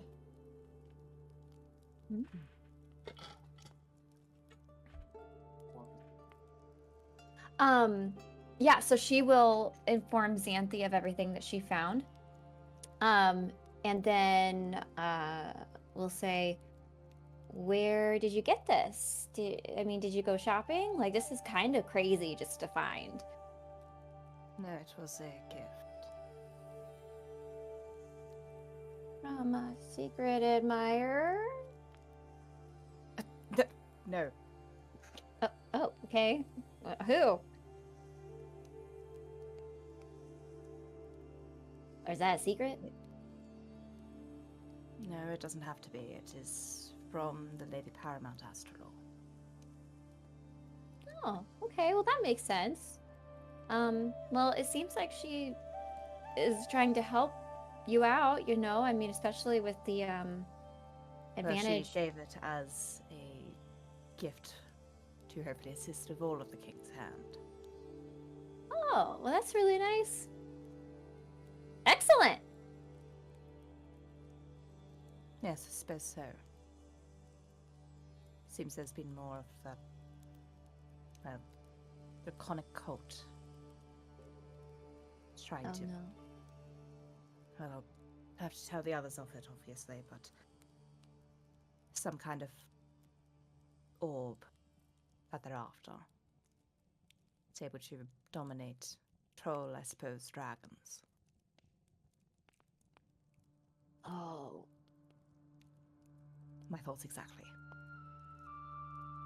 Yeah, we should definitely figure something out there.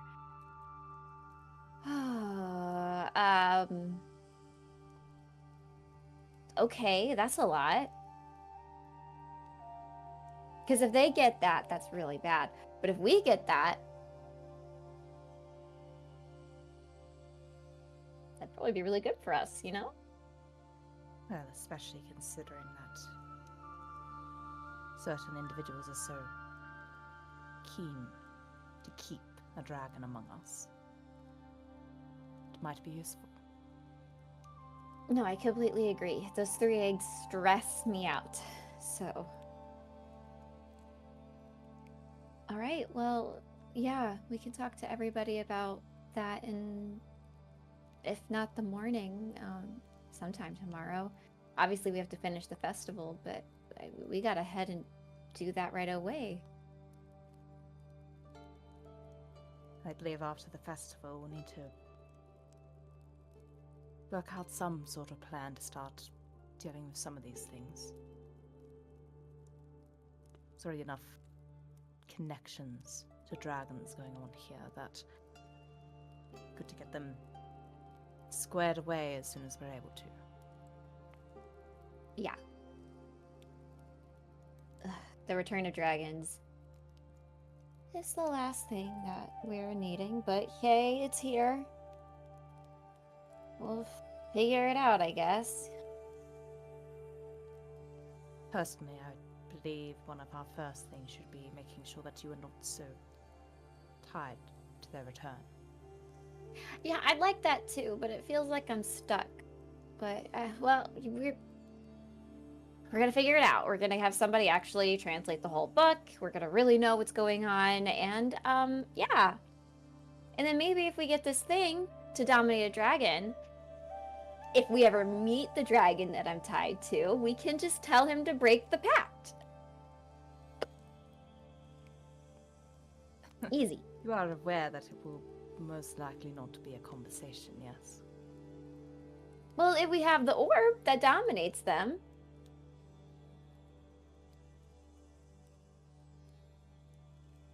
Now it doesn't need to be a conversation.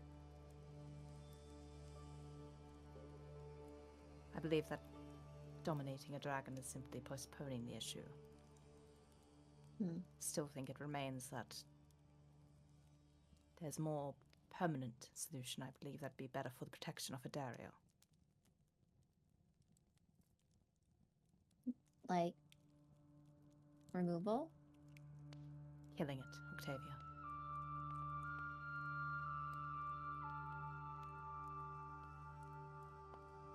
No, I agree. But that is also a conversation that we are able to have later on. As you said, we have the festival to still work on, and that must take precedent before all of that. And it's going really well. It certainly is. It's those little victories, you know, every day that, you know, keep us hopeful for the future and not stressing about the reality of any of the other stuff going on. So, yeah. Well, I'm Everything's glad fine. that comforts you, yes? Good. Anyways, it is late. We all need our rest. so I should let you get to yours. Thanks. And have fun using that. It fits your aesthetic and everything. So cute. Yes, well, thank you. Good night, Octavia. Yeah, have a good night. Should take a leave. And Before she does go to bed, she's definitely gonna wave that thing a bit more, you know, like it's fancy. She likes You fancy shit. gotta. I'm just a girl, okay? I did have to Google a Bident because I was like, am I dumb? And the answer is yes, but it is a I trident, mean, it's a but trident, but with a bi. yeah, It's a bisexual trident. it's a bisexual trident. Yep. Yep. Part of the community. Alrighty. So with that, Xanthe, you go to bed after you dick around with it a bit more. Yeah. Lots of dicking. Love Sir Dickin. Me too. All right. Xanthe. What do you think it was over? Yes. No. No, it's not. So. But I was having fun. All right, you're right. No, I'm just kidding. All right.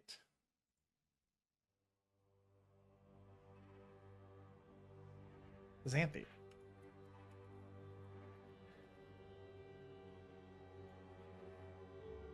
You awaken to the sound of roiling heat. Screeches and screams of strange creatures. And the churning of strange siege engines. As you open your eyes, you wake not to the morning light of Sea Haven and Sky Haven, but that of the crimson skies of Avernus. The air, it tastes of copper and sulfur, thick enough to choke on. The ground beneath you is cracked obsidian and rusted iron, stretching endlessly towards jagged mountains that belch smoke and flame. That Bident in your hand, it bursts with cold fire, the sapphires blazing with arctic light that seems impossible in this scorching realm.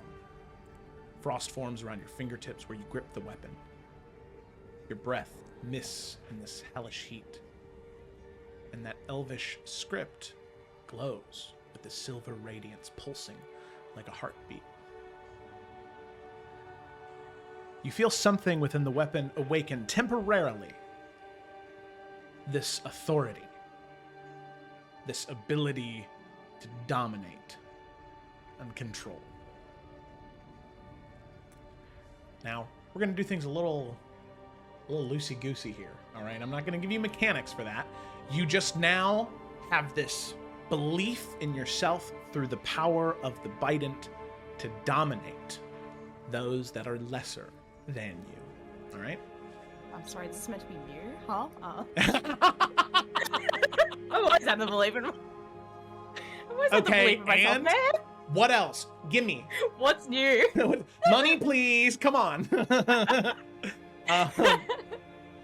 All right. So, Xanthe, as you awaken in Avernus, you awoke on the ground and you kind of push yourself up real quick. You have heard vague stories about Avernus and the Hells, but they are tales that are few and far between, as nowadays it is so incredibly rare that adventurers or people travel to the Hells. It has become a place that is entirely inhospitable to any type of travelers, regardless of what trade goods you may have. And a long time ago, in the city of Dis, if you traded in things that were useful to the people of Dis, you'd be allowed there. Now it is not the case.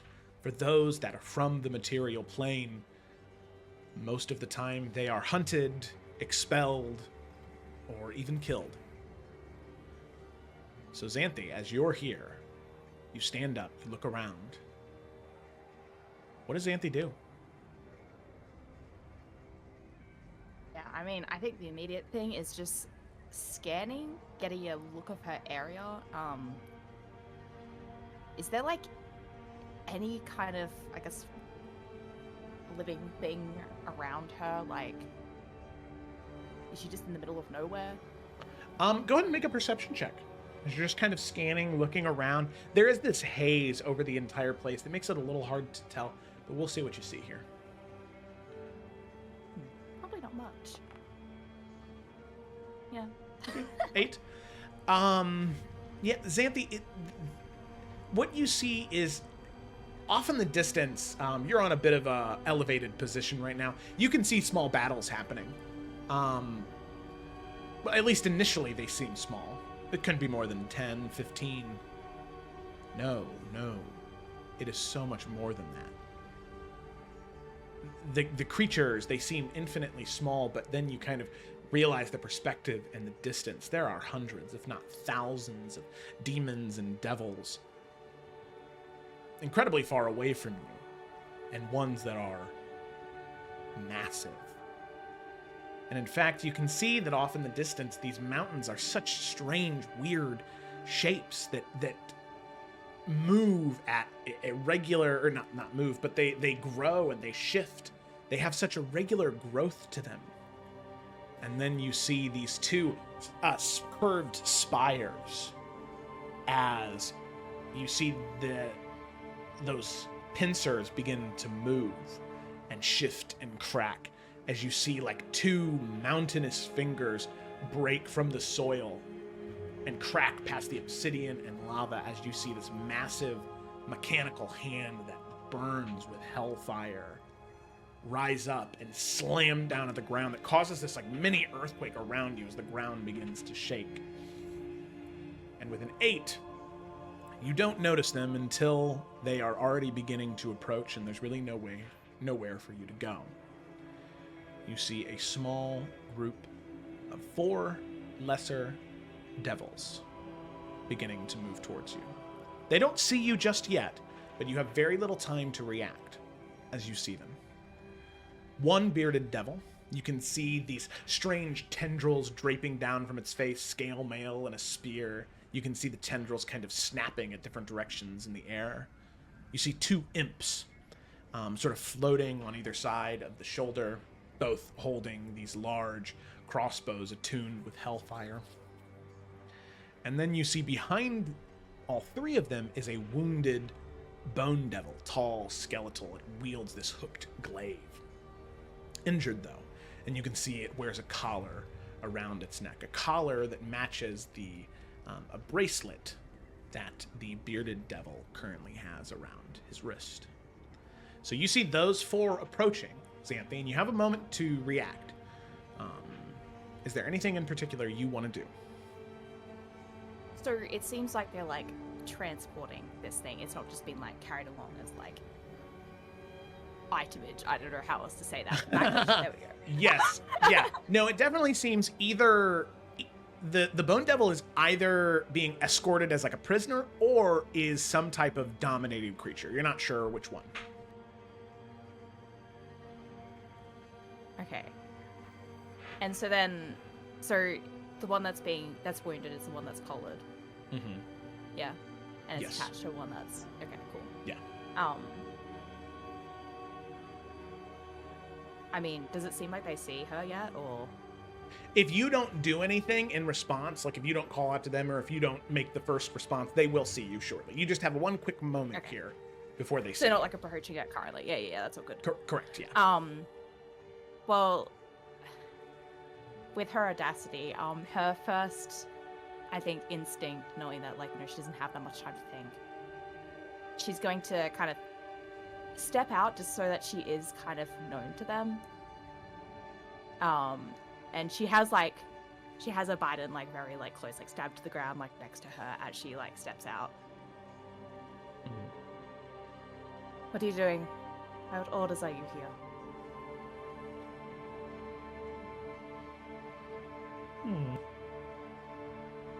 Interesting.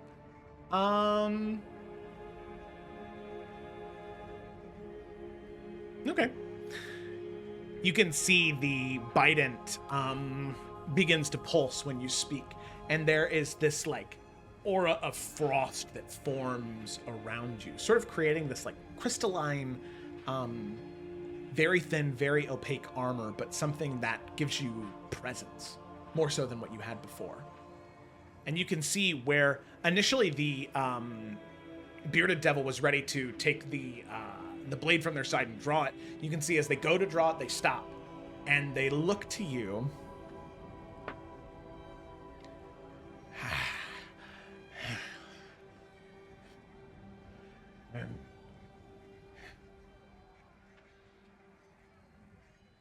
We are escorting the prisoner. A prisoner, at least. Which master do you serve?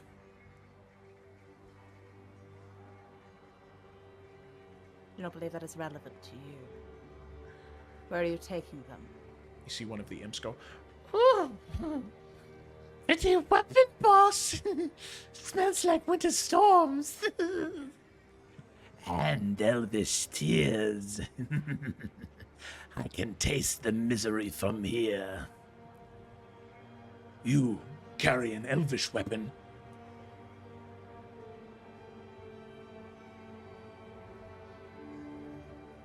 Was that meant to be a question? Where would you receive such weaponry? And what relevance is it to you? It is a weapon I would very much like to have.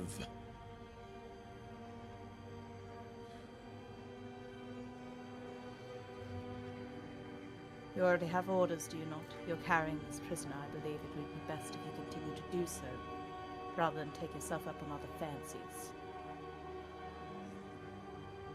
you see the bone devil kind of chittering, making these clicking noises. Otherwise, I'm more than sure that your master will be very disappointed. You could kill them. The bone devil speaks out loud to you past the other three. Hey, you quiet.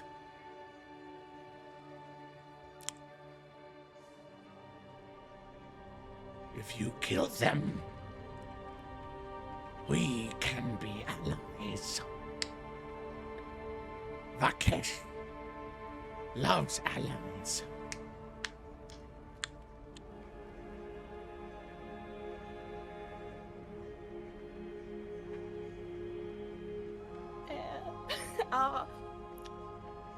I mean, how, like, well armed do the three look? Does this seem even like a remotely reasonable fight for Xanthi? Xanthi in the material plane before the Biden, probably not. Xanthi, with whatever magical force is being imbued into her in Avernus right now, with the help of a bone devil, if she could break either the collar or the wristband, and the bone devil were to help, it would be pretty easy. The bone devils are much stronger than bearded devils, but it seems though this one is restrained. All right. And how far away are they from her at the moment? I think probably about 15, 20 feet. There's a fair bit of distance Okay, so between you. distance. Mm-hmm. Yeah. I think, you know, she's already not liking these three, and the fact that they're asking her questions anyways, and I guess especially, like, feeling this, like, greater, like, capacity to fight, I mean, she's gonna take her odds, Okay. and instantly lunge towards the one that, has, like, the kind of leash, for the bone devil. Okay. And is just gonna try and aim, like, not at the thing itself, but to try and just, like, because is it like tied to their arm or whatever? Yeah, it's like this magical sort of a wristband where there's not really a chain between them, but it's like runes that is connecting them. But it is Yeah, tightly she's on their got- wrist. She's going straight for like just above the wrist, with an intention of obviously then like trying to like sever that connection by getting rid of the like connection to the person itself as opposed to the leash, you know, Yeah. trying to break that arm. Okay. Alrighty. So Xanthe, you move in to strike. I'd like you to roll to attack, and you're gonna add 3 to it. With just your regular Triton. And we'll add 3 to that.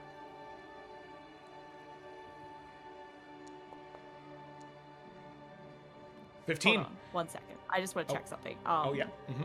Sorry, it's been a long time since I've actually looked at my sheet. Oh shit! I also realized I'm gonna make this an action surge. I don't know if I'm allowed to do that now. Yeah, but fuck it. again, it's been a long time. Fuck it. Yeah, use it. There's one thing. Where the fuck is it? Where the fuck is it? I swear there's this thing with Yeah, because this.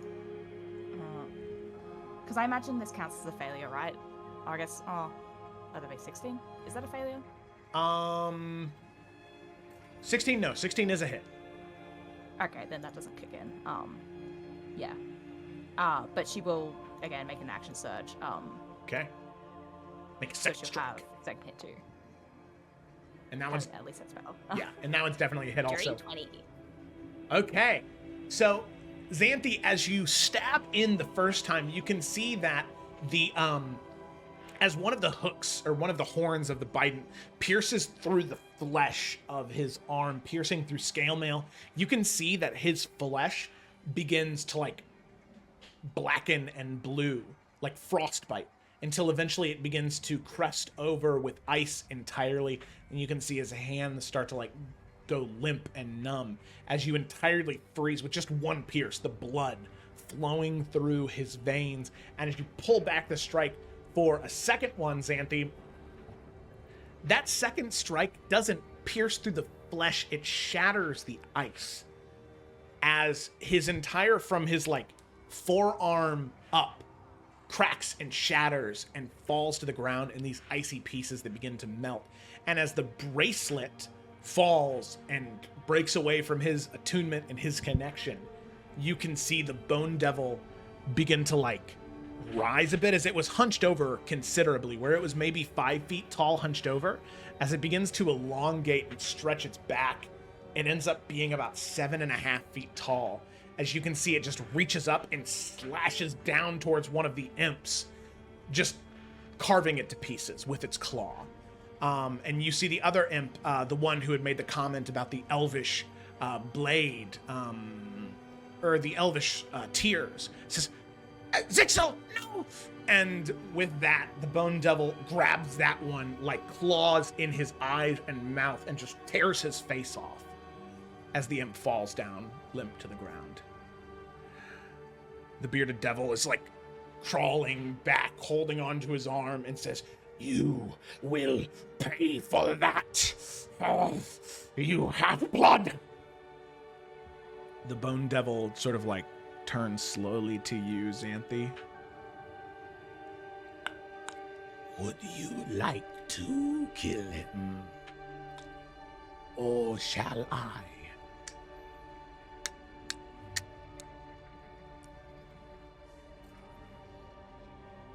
I believe I can do it myself. Yes, you can. All right. And yeah, I mean, she will then turn and just strike at that thing.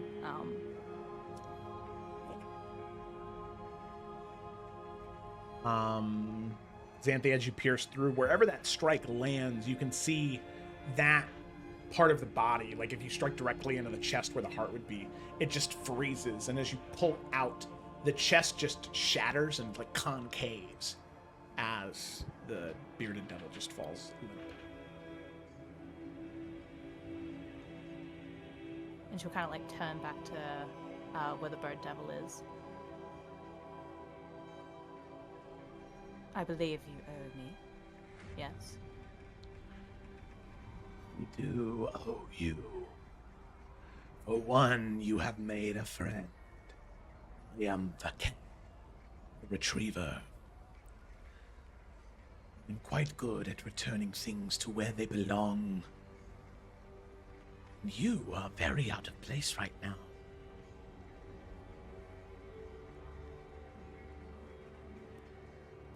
Where exactly is it that you do believe I belong, then?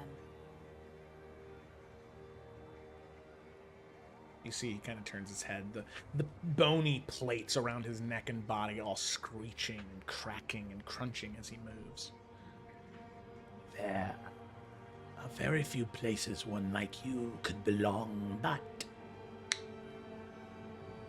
I believe the material plane is your origin, even if not your true home.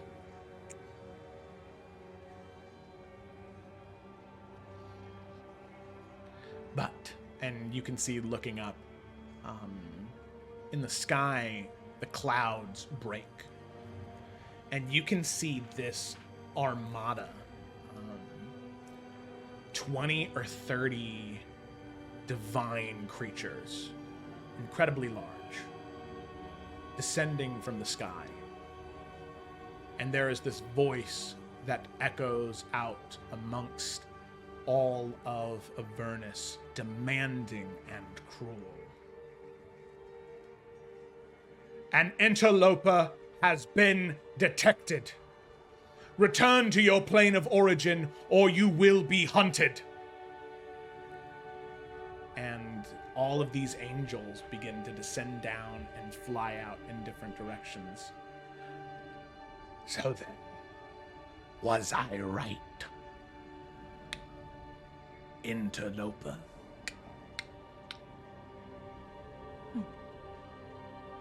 Well,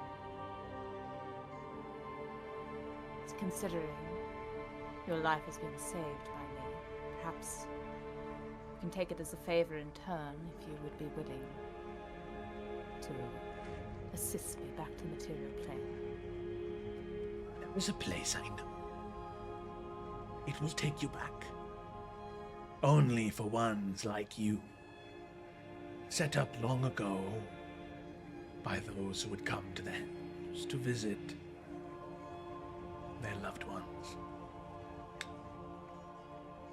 Please, follow Vakesh. You can see the Bone Devil kneels back down, in its sort of hunched form, being a little bit shorter than you, Xanthi, and will sort of begin to move on all fours at a quickened pace, as it does not want to get caught by these angels either. I imagine before following, she kind of just like looks back at where those like imps and all that were. Just kind of like looks at it, frowns slightly, but that obviously doesn't want to get left behind. Yeah. So it will follow after. Yep. All right. So with that, you follow Xanthi, and after about 40 minutes, eventually you arrive at a small inlet on a rocky cliffside. And the Bone Devil looks to you and says, Down that way, there is a crack in the wall. Runes around it, written in, I believe, some type of druidic. There, you will find passage back to your home. Judging by how you arrived, hopefully you will return. But if not, good luck wherever you awake from. Final question for you. Why have you been taken prisoner? What interest did they have in you?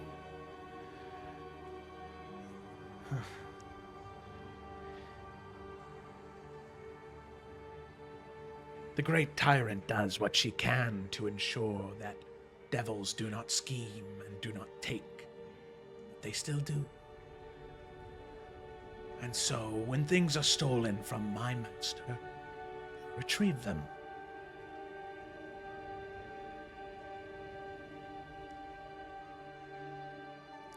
Sadly, I fell into a trap and was caught. But now I will not do the same foolish thing twice. I live to serve my master. He has always been very good to me. Does he have a name? He does. But I dare not speak it to weak mortal ears, for it is too great for you to truly understand. But perhaps he will be Share it thankful. with me and I'll consider our debt repaid.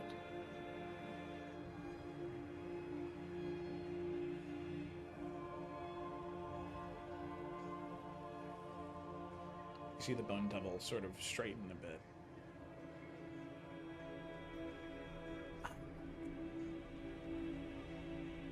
You sure you want to leave?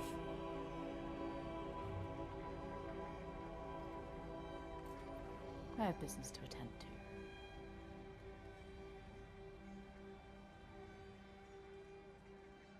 to. And with that, Xanthi, he speaks the name of his master, and he speaks it in the truest, deepest speech of the infernal tongue. It is searing in your ears, a worm in your brain that burns red hot, and then cold, so deeply, deeply cold. But thanks to the Bident, you understand, regardless of how much pain it may cause you. The name of his master is that of Mephistopheles.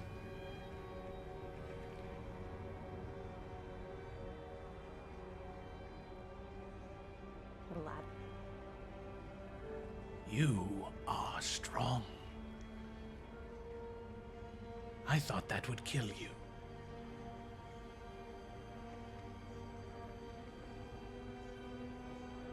I suppose you're wrong to think that. Very wrong indeed. And Xanthi, at that point, you do hear the flapping of wings getting closer and closer and closer. Well then, suppose I must be going, and I'm sure you must as well. Yes. Indeed I must. You can see She'll with that. head to wherever this thing is. Yeah. The claws will sink into the stone, and he'll just begin crawling up the cliffside. And yeah, you head deeper into the cave until eventually you arrive at a stop that is quite old. The runes themselves are very faintly glowing with magic. And you reach your hand towards it, and you can feel that connection, and you step through.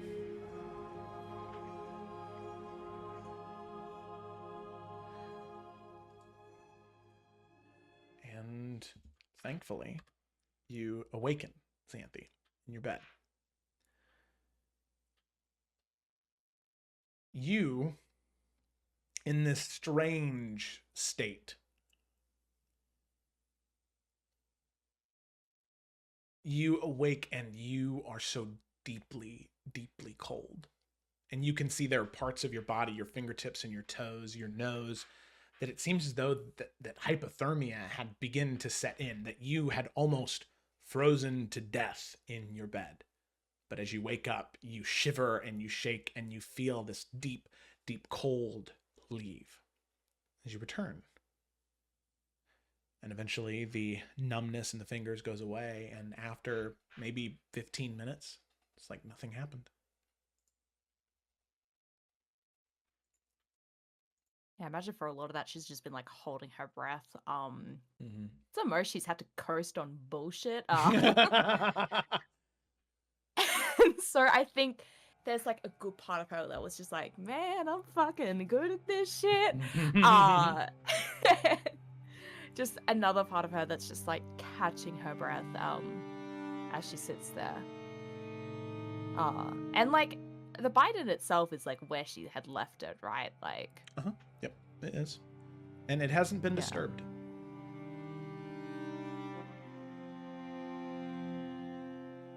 yeah. She's just gonna sit there like collecting herself for a long minute.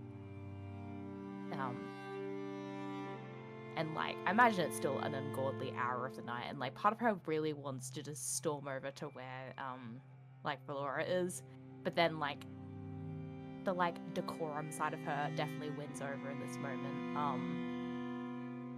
So she's just gonna sit there. If it's like early morning, like she's not gonna bother about going back to bed at all.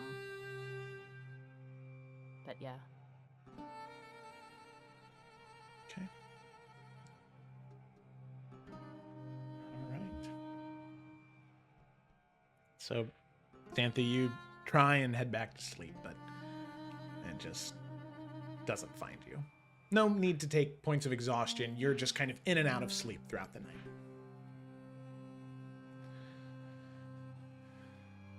But you eventually wake, and it's time to head out for the rest of the day.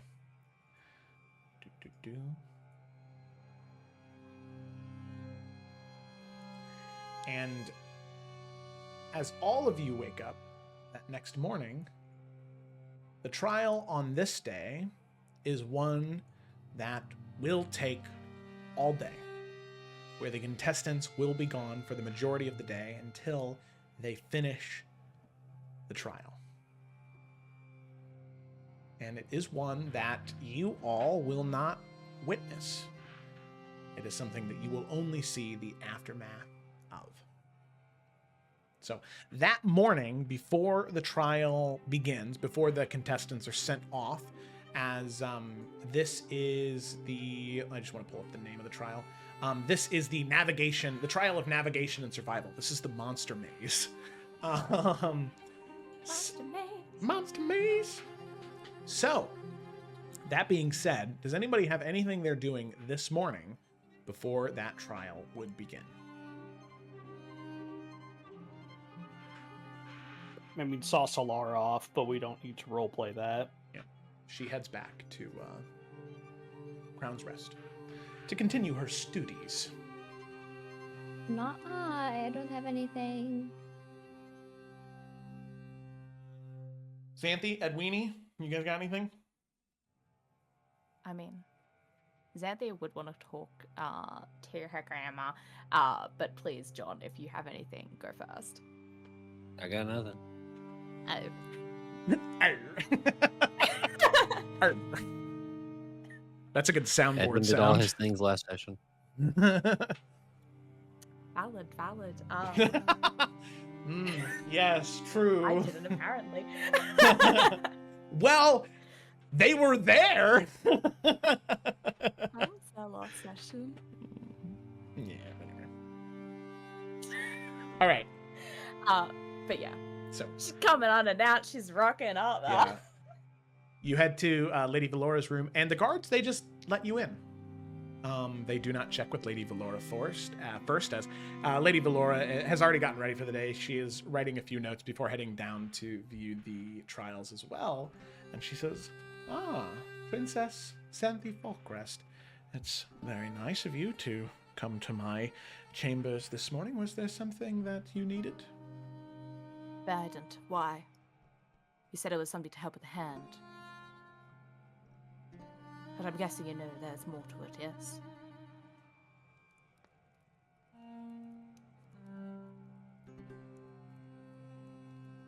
I promise you, Princess, I am being honest with you in this moment. I knew that the Bident was powerful, and I knew that it was only someone of an infernal lineage could truthfully connect with it to understand it. And what I also knew is that there were no other individuals in House Astrolore who have been born with your similar influence. and I dare not trust an item of such perceived power with anyone else but one of my blood. In fact, I thought that this bident was going to be taken from me all the way back when I was escorting all of you to Crown's Rest, when Alondor stopped us, but I suppose the wards held. I knew it was Do powerful. not need the background of it. Please get to the point. And what point are you looking for, Xanthi, princess?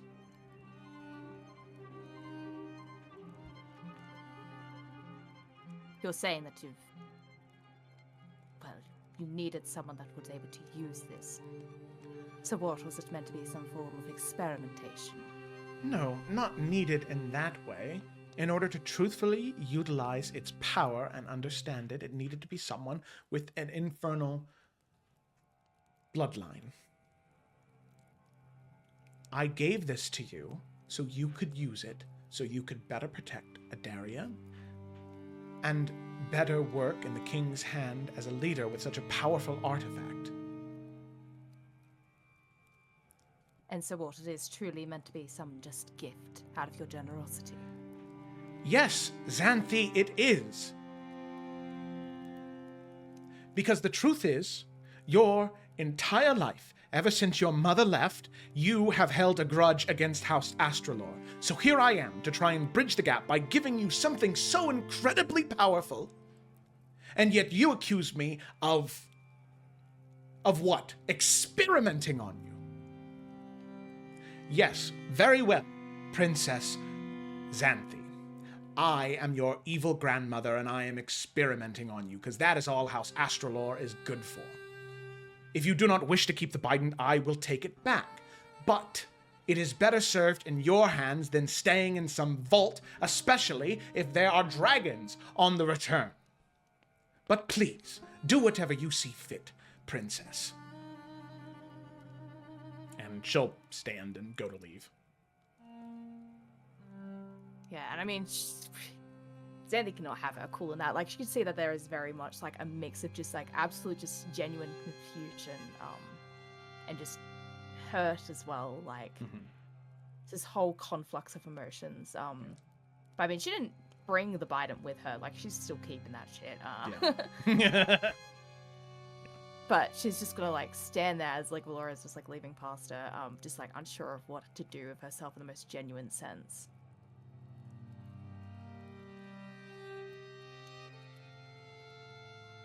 Laura will stop at the door. And she will turn to you, Xanthi, and she will say,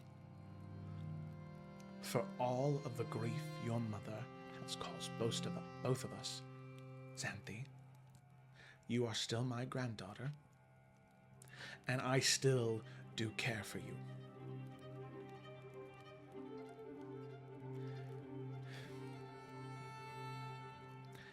And that is all." And then she'll walk out.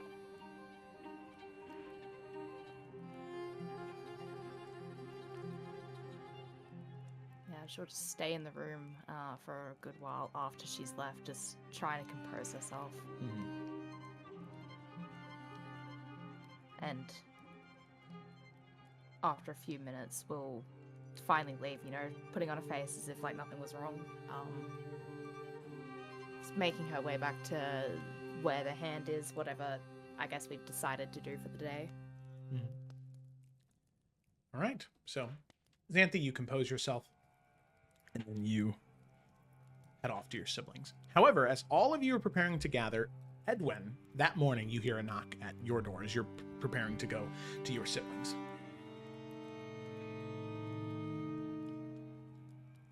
Hello? I'll be right there. He opens the door. You see Victor. "Please, just one moment of your time. I promise I will not stay in your hair for long. There is just something I wanted you to know, and I know that this conversation, if anyone else were to know about it, could look poorly on both of us, but there's something I noticed that I felt as though I had to share with you." Edwin looks to Victor and then looks around. There are 2 Crown Claw Knights standing up in front of your door. Is this a private conversation? Yeah. All right, come in. Thank you. I'll go in. Don't read too much into that. Thank you. All right. He's not a vampire. All right. And then Edwin was only seen during the nighttime. You have people following you at all hours of the day. Well, yes, I have quite a bit of crown claws. No, not the statues of metal. That's not what I'm talking about. Sometimes they are clergymen. Sometimes they are servants. Sometimes they are cooks and chefs. They are servants with wine cups. They are individuals wearing noble clothing, but it is always the same few faces. The same 4 or 5 people. They are always following you. And should you see them again, you would be able to point them out? Yes, I would. I appreciate this information, Victor. More than you know. Thank you. Of course. I know that it is improper to speak with you in this way, but you seem like a kind man, and if there is someone who is intending to do you harm, it seemed only right, regardless of what happens in this, trial, or these trials, that you at least know that there may be someone who is either trying to do you harm or find a way to do you harm. You have a keen eye. Oh. Where did you learn these, skills?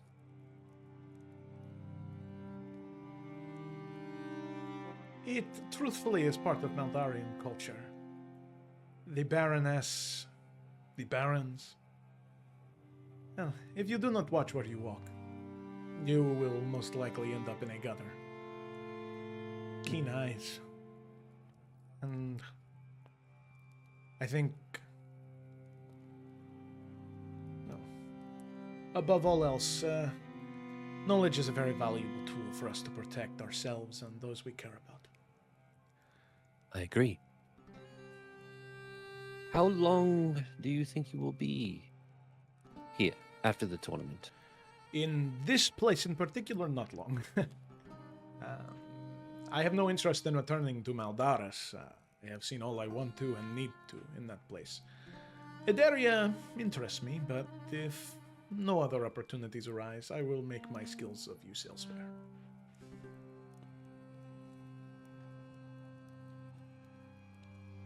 Well, here is a formal invitation.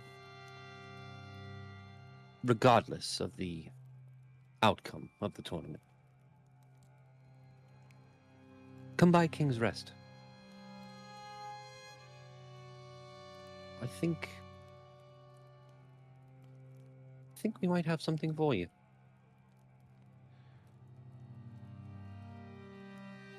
Well, I will see if I can fit it into my schedule after. Of course, if you are a very busy man, I understand. Yes, indeed I am. Well,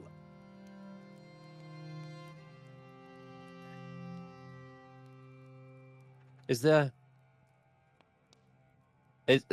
some sort of like trepidation to him? Like, does he seem like, I don't want to go to Crown's Rest? make an insight check, and we'll see what you pick up on.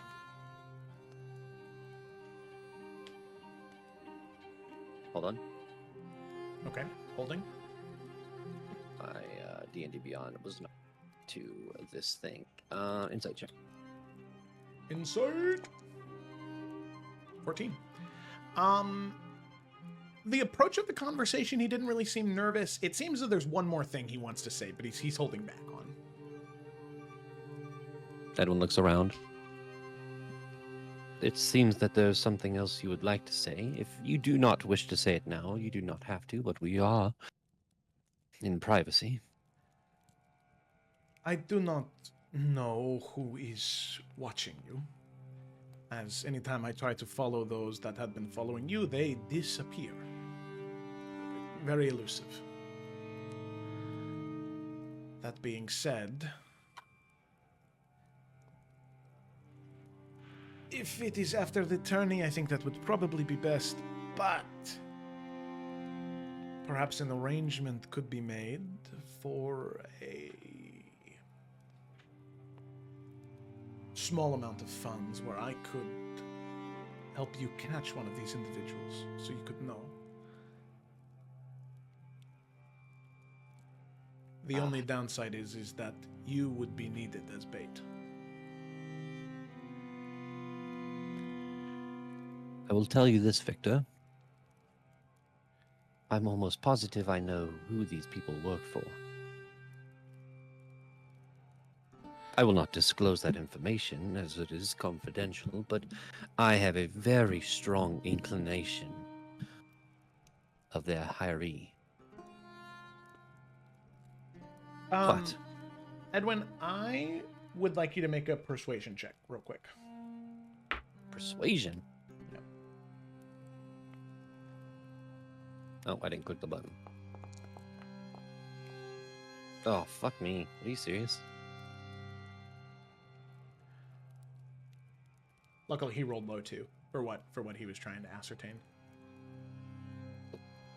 Well, that definitely narrows down the list of people that I thought it could be also. You have a list. I do, yes. I will not be You have disclosing been- that now, but Confidential. exactly. So you have been spying on the spies that have been spying on me for the past couple days now, and following them and trying to keep track of them. Why do that for me? It is my belief that a protector of a realm is not just someone who can wield the battle axe and scream very loud at the monster. It is someone who knows what is happening, when it's happening, and, well, ideally they know why as well. The thing I is, agree on that. a hero can fight a demon and slay it, but wouldn't it be better if the cultists were stopped before they summoned it? That's what I think.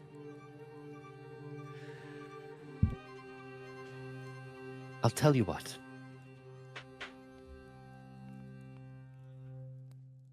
The Hand of the King is going to have a meeting soon. I would like to give them this information. This is not something you need to be present for, but I think it is something that they should be interested in.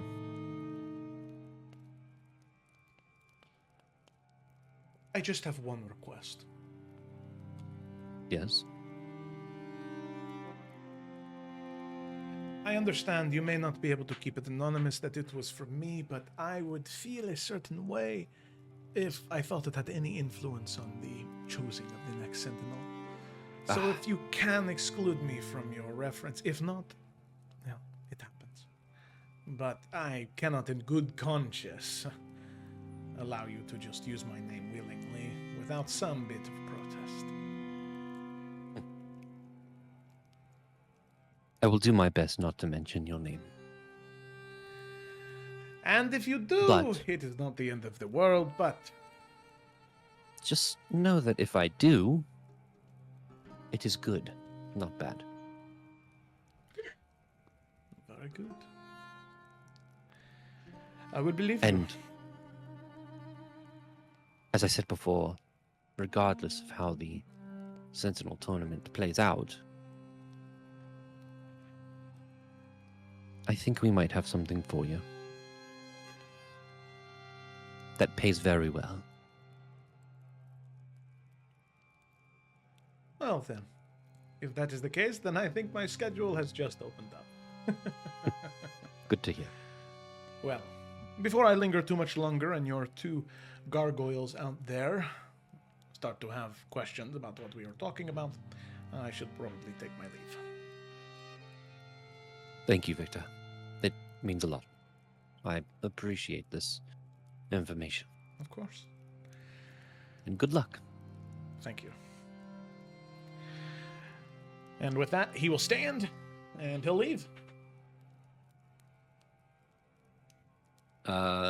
Yeah, shortly after, Edwin contemplating in his mind the contemplations of us losing Davian might not be so bad. And then he's going to go find the siblings and try to get them into a meeting, because this is very important. Staff meeting. So yeah, all of the kids, you're easily able to gather them as all of you are eating breakfast in your private dining hall. Swing. It's morning. It is. He said breakfast. Yeah, fucking, of course. Jesus Christ. This is a second breakfast. Brunch, actually. Yeah. So as they're eating, Edwin kind of... So I have some news. Good news. Well, I'll remove the good part. Maybe you'll find it not as good news. But, I did say that I would not mention their name, but a certain individual came to me this morning and gave me information that I am being followed. Not by the Crown Claws, of course, by individuals, cooks, clergy. It seems as that this individual has been watching them as they watched me. The same about a couple individuals have been wearing different attire. And of course, we can probably ascertain who they're working for. Is it just the siblings here? Are we actually being careful here? Yeah, it's just the siblings. It's just you guys. Okay, good. Yeah, Jesus Christ, I'm not going to say this. I'd assume Joe would have stopped especially that. after being like talking about servants and shit. I'm just like, sir. Landor's like, who are you talking about, guys? Oh yeah, are there any servants or anything in this room? No. Okay. Edwin would Wait have for that one. said, "Get the fuck out." Not like he wouldn't have said, "Get the fuck out," but he would have Yo, been like, bitch, get your ass out of here. Spell and error. It's fine. "But yeah, You're alone.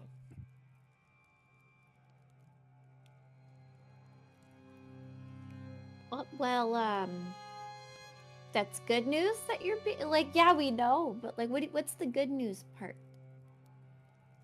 oh, the good news is, I'll just tell you. We told each other we wouldn't have any more secrets. Victor came to me this morning. It was him. I know we're not supposed to talk to the contestants, but technically he talked to me. Really? Yes, really. I'm saying it now. No more secrets, all right? Yeah, now no more secrets. Okay. We So- already know that he has spies. It does make sense. It's good to This know was that the- he's willing to use them for us. Right. But this was the interesting part. Victor was able to... He actively found them on his own accord. He even said that he tried to follow them. Now, they apparently disappeared when he tried to follow them, but those skill sets are, well, what we're looking for in a spy master. And pretty soon we won't have one.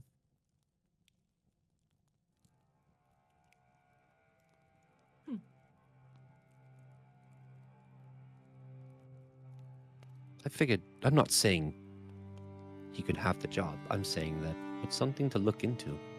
If he has all of these, and you've seen him in the tournament, illusionary trickery, right? It seems to be his skill set. I already know much of his competencies.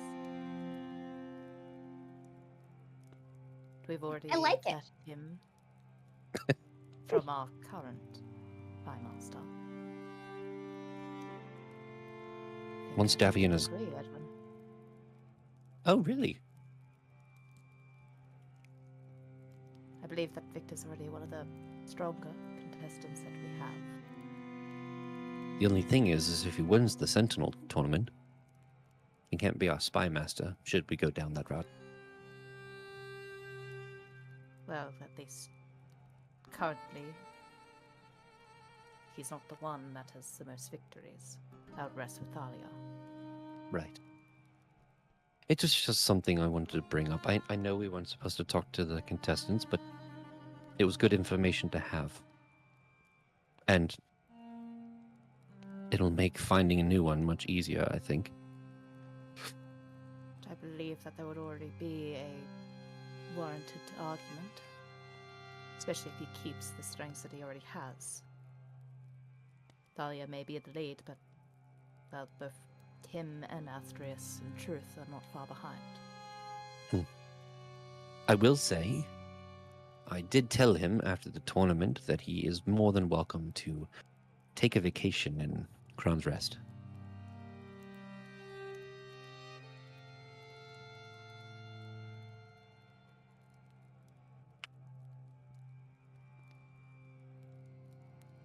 Well, that is good then. He's already said that he will not be returning to Maldaris. He is a little We're bit able to- greedy. In what sense? Well, it seemed that I could have hired his services to follow these individuals who are following me. Which, fair enough. Use your skills and make your money the way you see them fit.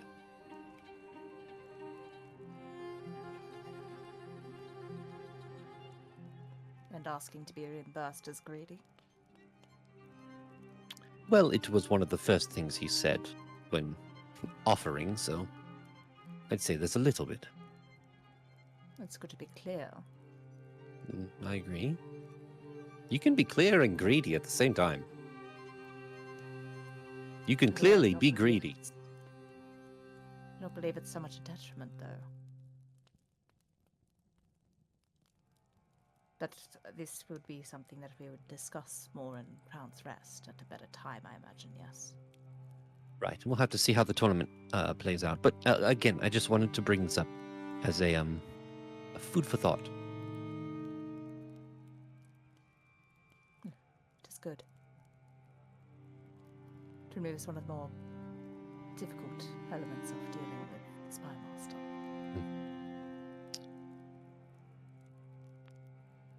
Did Edwin tell the siblings about the times in which Davian is alone? No, He hasn't.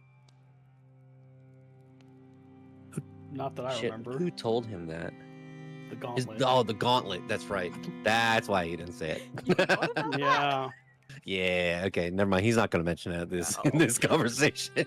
Why not, dude? Wait. Did he mention about the gauntlet or just Kaylin? You have not shared about the gauntlet. All right. Cool. Yeah. That's not gonna. We don't need to talk about that right now. True. One secret at a time. No more secrets, huh? So Via what is use- Merrick telling everyone that he committed treason then, huh? No more secrets? As soon as you catch Oh. him. Damn. That's what a secret is. I don't know how to break this to you, right? All right. So with that, you five happy campers. Well, hang on. Hey, Oh. wait. Okay. Sorry, Merrick just leans forward. I'm sorry, I'm confused. This doesn't ring as suspicious to anyone in this room. I mean, What do you? Xanthi, the last time you brought up Victor, you accused him of potentially being a Maldaran spy, and now you're okay with discussions of him being our new spy master? A spy is a spy. It only matters who he's working for. If he can work for us, that is to be useful. He doesn't seem to care for Maldaris. And if that turns to be true, perhaps he could come to care for us. And if he still cares for Madaris, we're putting him into a very dangerous position. But He also, doesn't have the possession yet. nor is it ours to give. But also, this doesn't just seem very convenient to anyone.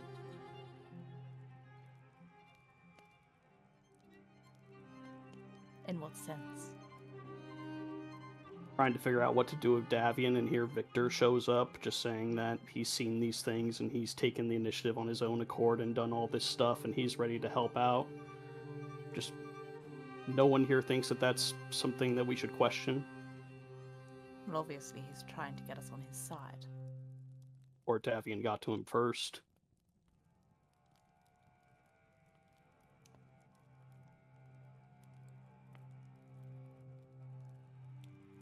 We have no reason to suspect them to be working together.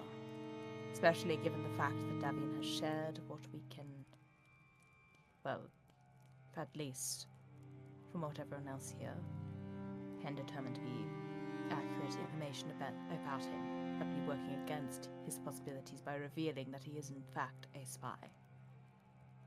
I believe if you're working with someone, mentioning that they're a spy is a very bad way to have a spy running around. Alright, do what you want. Just thought it was worth mentioning. Worth mentioning. I mean, it's good to think about. I personally did not, but to be honest, I know Davian is very smart. I don't think he's that smart. That would be ridiculous, right? To be a spy, to hire other spies, and then hire a spy to spy on those spies, and then tell the person you're spying on about the spies? That's a lot. It's too convoluted. There'd be But no purpose for it. Honestly, if he's really that smart, what are we even doing? There's no reason for him to get Victor on our side. Not in this way, not if it then jeopardizes his own position. He surely knows what would be coming for him if he knows that there is a replacement.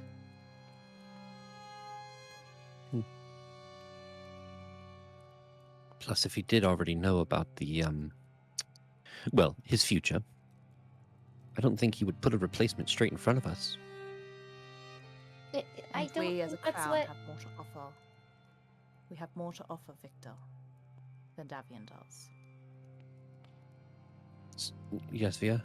No, I don't think that that's what Merrick was saying necessarily. It's just, you know, it does seem kind of convenient, and it'd be better to be cautious about it.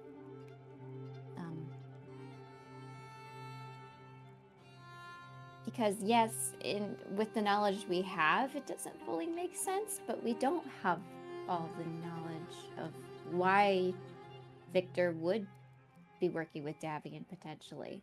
And if he is working with Davian, he didn't need to spy on anybody. Davian told him what he was doing and then told him to talk to you to get more information out of you. Which, I will say, I don't believe I gave him any good information. Wonderful. The Besides most the I... fact that you hinted at that there would be a role open soon for spying skills. That cannot be new information to Davian. I'm sure he's No, but already that is a aware good of what point. kind of game he's playing.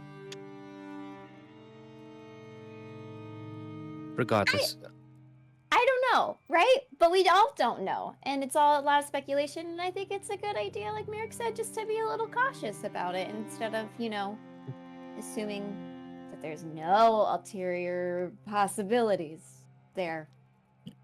true.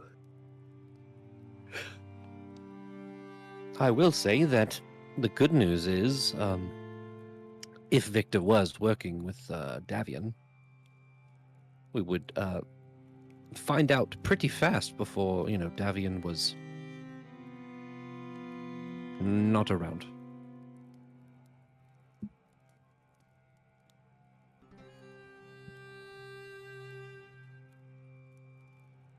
Anyways, how's everyone's morning after this? You mean like in the future?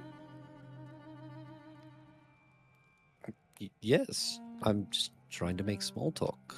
We're gonna go see festival moment thing. We're gonna. But I thought we weren't seeing anything today. We have to send him off. Oh, Man, your brain is only thinking about Davian, isn't it? 70%. The other 30 is about everything else.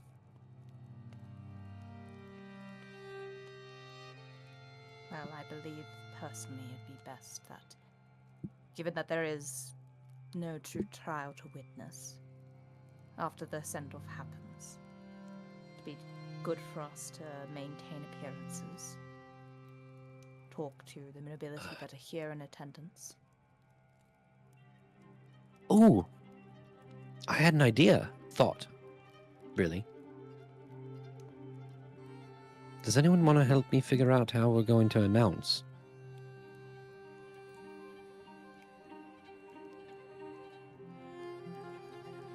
All right, no one. You should do that with your wife. Yeah, that is not something for us to decide. No, sorry, I've already talked to Astrid. We're going to announce we have a plan. I meant more so the planning of the thing, right? It's like is there an announcer? Is there like confetti? Is there the doves being released into the audience? I don't know how these things work. I can assist you setting that up in whatever way Great. you wish to announce things.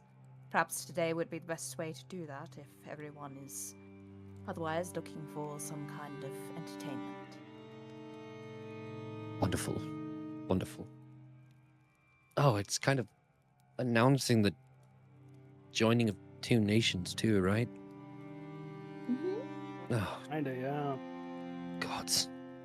Should have thought about this before you married her, Edwin. It's Look, very I didn't think about this at all. I was just in love, all right? clearly. You wouldn't understand. Edwin doesn't say that. You wouldn't understand is a generational burn. Hilarious. That was kind of crazy. That was Edwin, so he shouldn't have been born. Oh my god. Oh, I see. That's funny. I didn't get that. It was a bit weak. But yeah, I mean, Get fucked, loser. what do you want? Um, Like a parapet? Fucking herald or whatever this shit. Like, here ye, everyone's married. They got Well, that's what I married thought. 12 years ago. Oh yeah, there's also a child. 13, I believe. She's a grown-ass person. Not an adult. She's still very much part, but you know, 11's not that young. Wait, should we just have another wedding in front of the whole Kingdom. Wait, double wedding. No. I could plan your wedding. I'd be really good at it. Wait, why not? Wait, is this a canon conversation? Yes, this is a canon conversation. Come back in. No, then Merrick Xanthi would have doesn't said that in weigh more Xanthi terms. Stop going in and out of character. Get back in. You went in and out of character. You can clearly see that I'm in character. No, right no, now. no, John, you started it by That saying just sounds like Yeah, fun. Edwin You didn't say started that. But in Yeah, but then we Edwin's went back in. voice. Anyway. All of you Wait, continue I wanted to on talk with about this. the doves. Oh my god. You want I'm doves? just kidding. Good. So, I can get pigeons. the best I can do by 4 hours from now is I've got a couple of crows. That's what I can do. I can pull some ducks out of the pond. Like, I can throw some ducks off the cliffside of Skyhaven and hope they fly. Ducks can fly. If you throw them off a mountain, Yeah. Ducks can fly, right? Like, it might. Ducks can fly. Well, I think it's a bit of an Not endurance thing at America. that point. If you're I don't think Wait, ducks it's can. like those penguins. Have you seen? Oh, that's really sad. Sorry. Those Okay, penguins that all have right. The wedding, I need to stop. planning, I'm whatever. gonna plan your wedding, Edwin. Hell yeah. Will be announced sometime this week, maybe today. But that is something for us to talk about next week.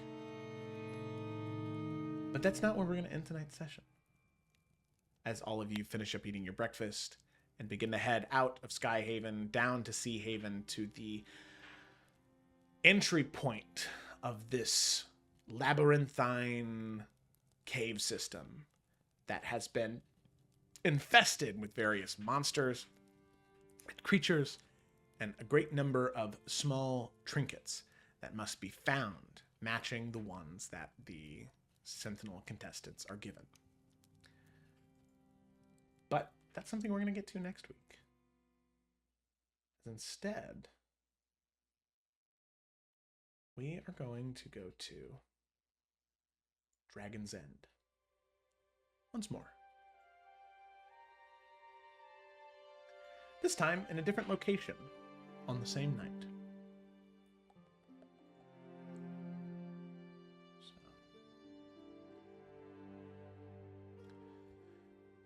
Here we start in the ornate halls of the Lord Regent. The doors to his main office stand slightly ajar. There's a warm light spilling into the corridor beyond. Inside, the chamber exudes authority. Rich tapestries depicting the crown's victories, polished oak furniture that speak of generations of service, and tall windows that offer a commanding view of Crown's Rest below. Titus Thornfield sits across from the massive desk, looking at the empty seat in front of him. His dark feathers slightly ruffled with obvious irritation. The Owlin's ceremonial regalia catches the lamplight. Medals earned in tournaments, ribbons denoting service to the crown, and a silver pin marking him as the heir to House Thornfield. He's large amber eyes that scan a stack of correspondence with a practiced efficiency. 20 minutes late to his own meeting, he mutters, drumming his talons against the desk's edge. Father's punctuality definitely has not improved with age.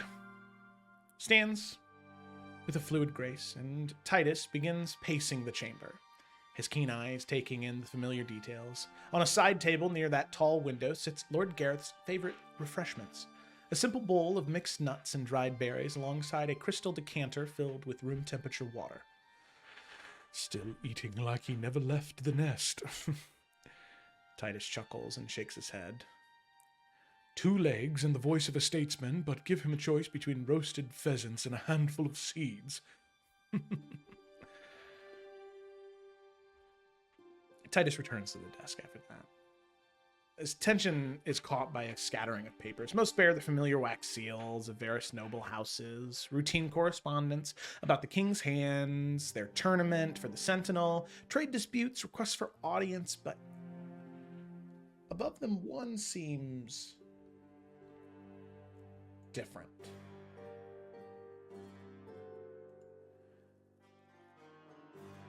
His feathers flatten around his neck as he leans a little closer. The parchment's older, the ink is a shade too dark, and the handwriting. His father would never write in such harsh, angular strokes. The words seem to writhe slightly in the lamplight, and there is this faint scent of something metallic emanating from the pages. This isn't Father's hand, He whispers, his eyes widening. Who could have... And in that moment, there's a horn blast echoing through the keep. Long, urgent notes that make Titus's blood run cold. The Lord Regent's personal call to arms. His father is in danger. Steel rings against steel as Titus draws his ceremonial sword, a blade that has seen real combat despite its ornate appearance. He bursts through the chamber door and sprints down the torch-lit corridor, his heart hammering against his ribs. The hallway stretches before him like a tunnel of flickering shadow, but something is wrong with the darkness itself. It seems to pulse and writhe, and the air grows noticeably colder with each step. Near the entrance to the Lord Regent's tower, 2 figures lie motionless on the stone floor. The Crown Claw Knights, 2 of them. Elite guards who should be near impossible to kill. Their armor bearing no obvious wounds, but their faces frozen in expressions of absolute terror. Titus slows his approach, every instinct screaming danger. The shadows in the corridor, they seem to deepen much further than they should. There's a sound like a whispered breath that definitely isn't coming from him. Father, He breathes, gripping his sword tighter. hold on. The darkness erupts. Wisps of black smoke shot through with crackling red lightning pour from the very corners of the hallway, coalescing into vague humanoid shapes. 2 figures emerge from that supernatural fog. Dragonborn, with scales of deep crimson and obsidian black, their eyes glowing with this malevolent intelligence. They move with grace, curved scimitars materializing from their clawed hands. Their weapons pulse with that same red energy that coursed through the shadowy mists around them. Titus raises his blade just as the first attacker lunges. Steel meets steel in a shower of sparks, the impact sending shockwaves through both combatants. Deflect, parry, riposte, deflect, parry, riposte, over and over and over again. His tournament training serving him well. A precise thrust finds a gap between the creature's scales. It lets out this gurgling scream as its body deflates like a punctured balloon. Its scales crumbling in ash that disperses into this unnatural void. But the second Dragonborn is moving once more, fury driving its attacks into a relentless barrage, strike after strike, raining down on Titus's guard, each blow accompanied by a crackling energy that makes his sword vibrate in his grip. And then he hears it. Titus! Lord Gareth's voice echoes down the corridor, filled with panic and desperation. The sound of running footsteps approach from behind him. For just an instant, Titus's amber eyes flick towards his father, his voice, a moment of distraction. That remaining Dragonborn seizes the opportunity with a vicious efficiency. Its crackling scimitar carves a burning line across Titus's chest, followed by an immediate thrust that pierces through his ceremonial armor into his stomach. Titus staggers, crimson spreading across his regalia, his sword clattering to the stone floor. The Dragonborn raises its weapons for a killing blow, and Gareth's blade moves quickly and takes that creature's head clean off. The Dragonborn bodies, it crumbles like shadow and ash, leaving only behind this acrid scent of burnt sulfur. The Lord Regent, he drops to his knees beside his fallen son, gathering the owlin in his feathered arms. Titus's breath coming in short, pained gasps, his amber eyes already growing dim. My son. You should not have come. You should have stayed in the tower. You should have stayed safe. Titus tries to speak.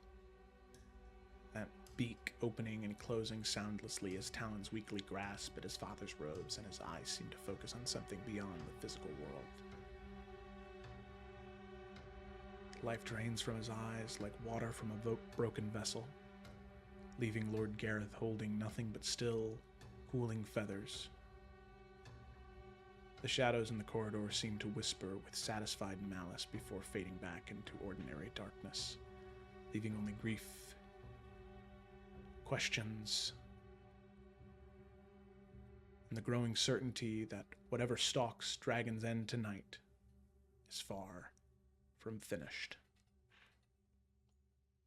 And on that note, that's where we're going to go ahead and end tonight's session. Thanks for watching, everybody. Yeah. I know we're not live, but thanks for watching anyway. After the fact, we'll see you in the next one. Woo.